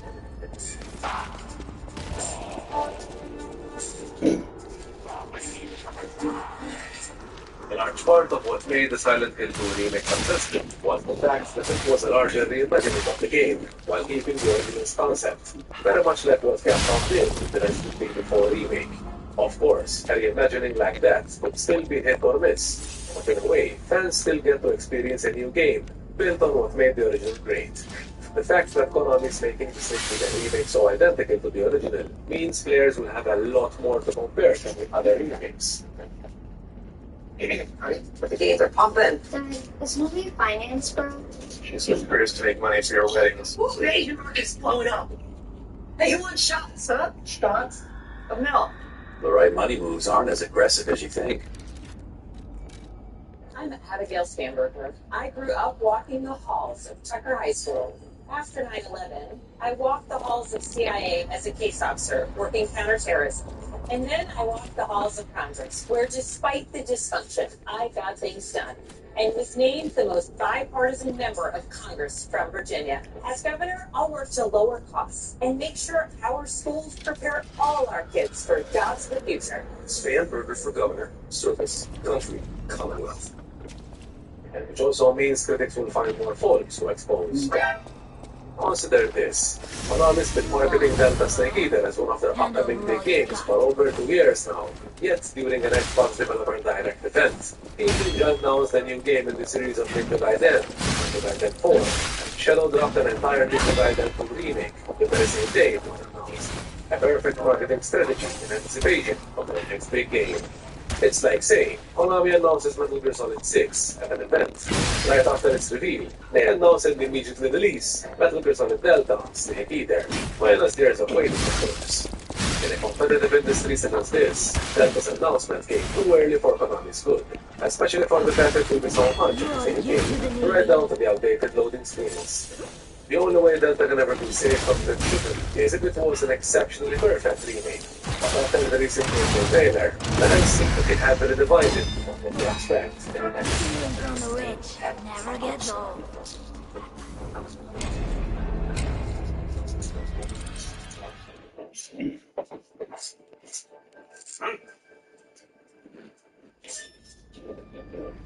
We've been receiving a huge amount of comments and messages following the latest Metal Gear Solid Delta footage. And to be honest with you guys, what these viewers are sending us are all concerns we also have. Most of the game's animations are looking unrealistic for the current generation in comparison to its stunning visuals. Simple things like the way Snake runs around while floating lush, the fast crawling, the way the dive rolls and gets back on speed super fast, the way Ocelot runs, reloads and fires, the way the Fury is knocked on the ground. It's almost as if some of these animations are being made for the PlayStation version of the game.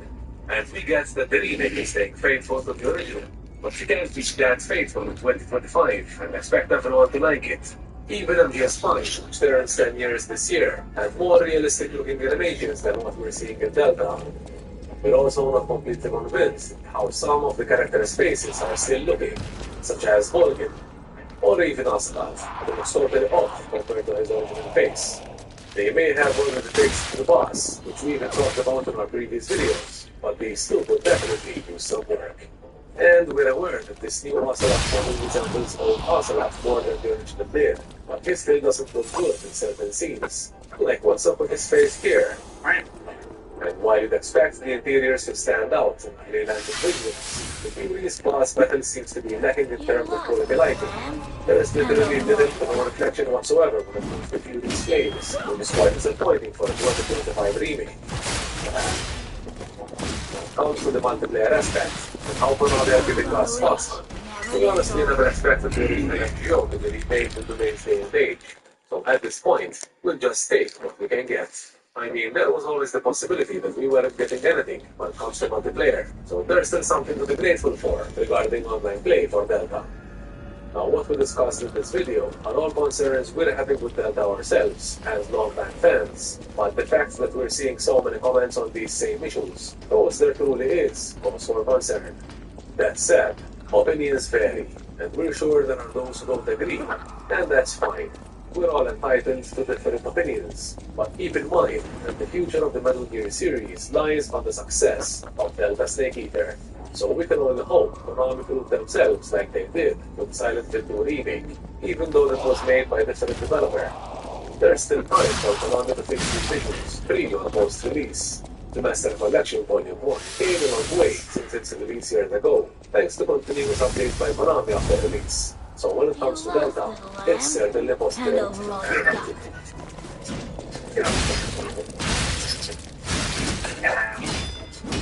As lifelong Metal Gear fans, we wish nothing but the best for the future of this franchise, and what we've experienced in this video is nothing but genuine concern for the remake's success, and what we see is the hope to be good enough to continue the legacy of the Metal series.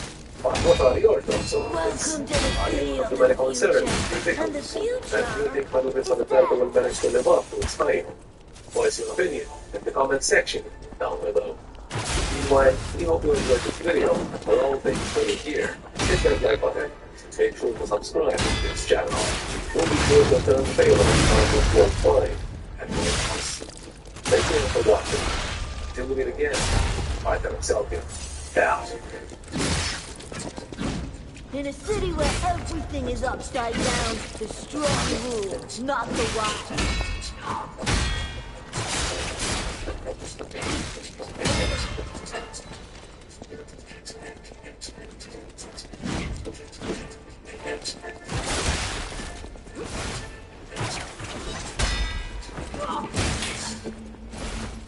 You ought to give to the needy.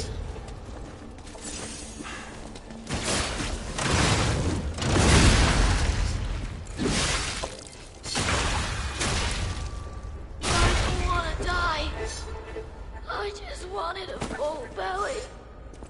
That's not so wrong. Spain or long ago through all these difficulties with Parkinson's, just kind of looked to CVS specialty pharmacy. There was a person behind that medicine.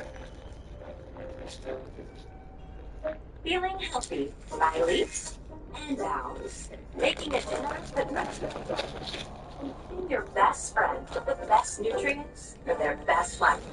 Science.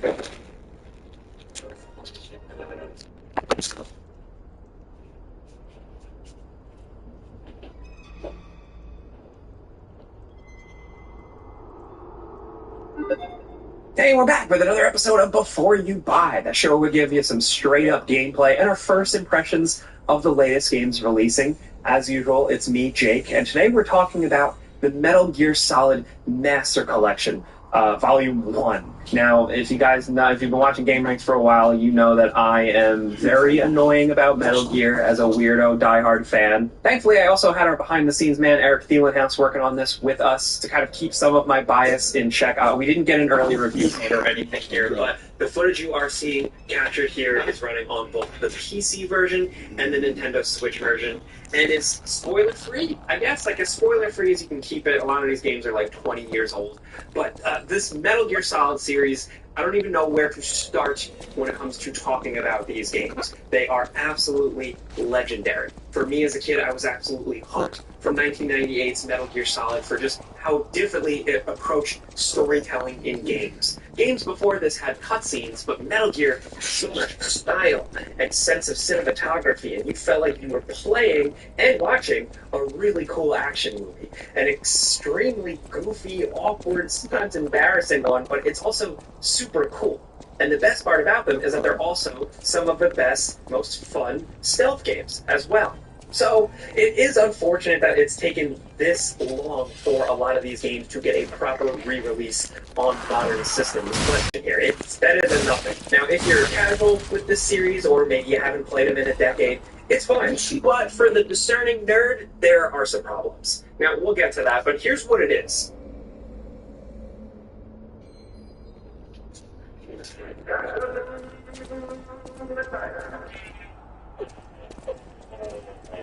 So Jurassic World Rebirth just came out recently, kicking off a pretty packed July. And it's a movie that dares to ask the question, what if there was another one? Does it do more than that?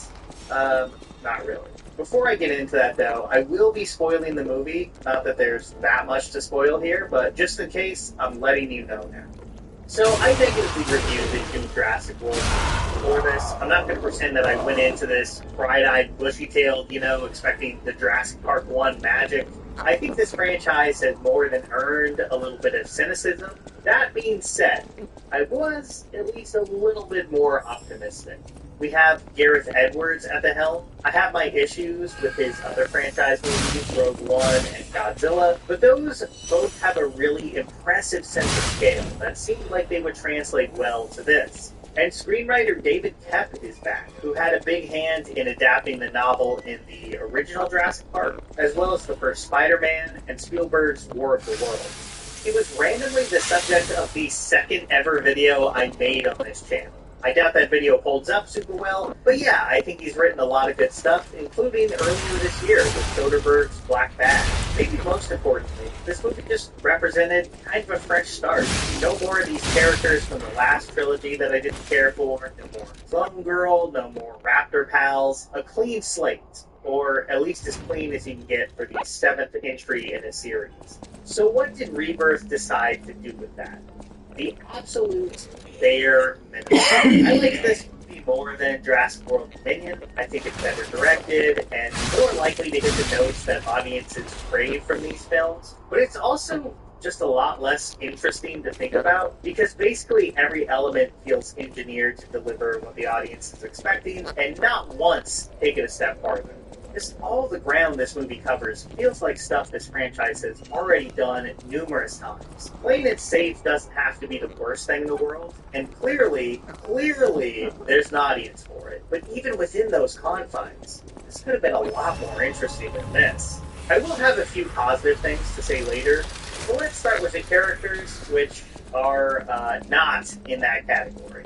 You've got your greedy mercenaries, your wide-eyed, dino-loving scientist, and the evil businessman, and because this is a Jurassic movie, you gotta throw in a family with a few kids as well. It's so generic and by the numbers for the series that it almost feels like the setup for a Jurassic Park video game. Especially since they have a very video gamey mission, shooting 3 specific dinosaurs and then collecting their samples one by one. You add in all the very standard ruined lab and jungle settings here, and I'm getting ready to collect keys and unlock the next area on my Nintendo 64. Man, maybe they should just make a Turok movie.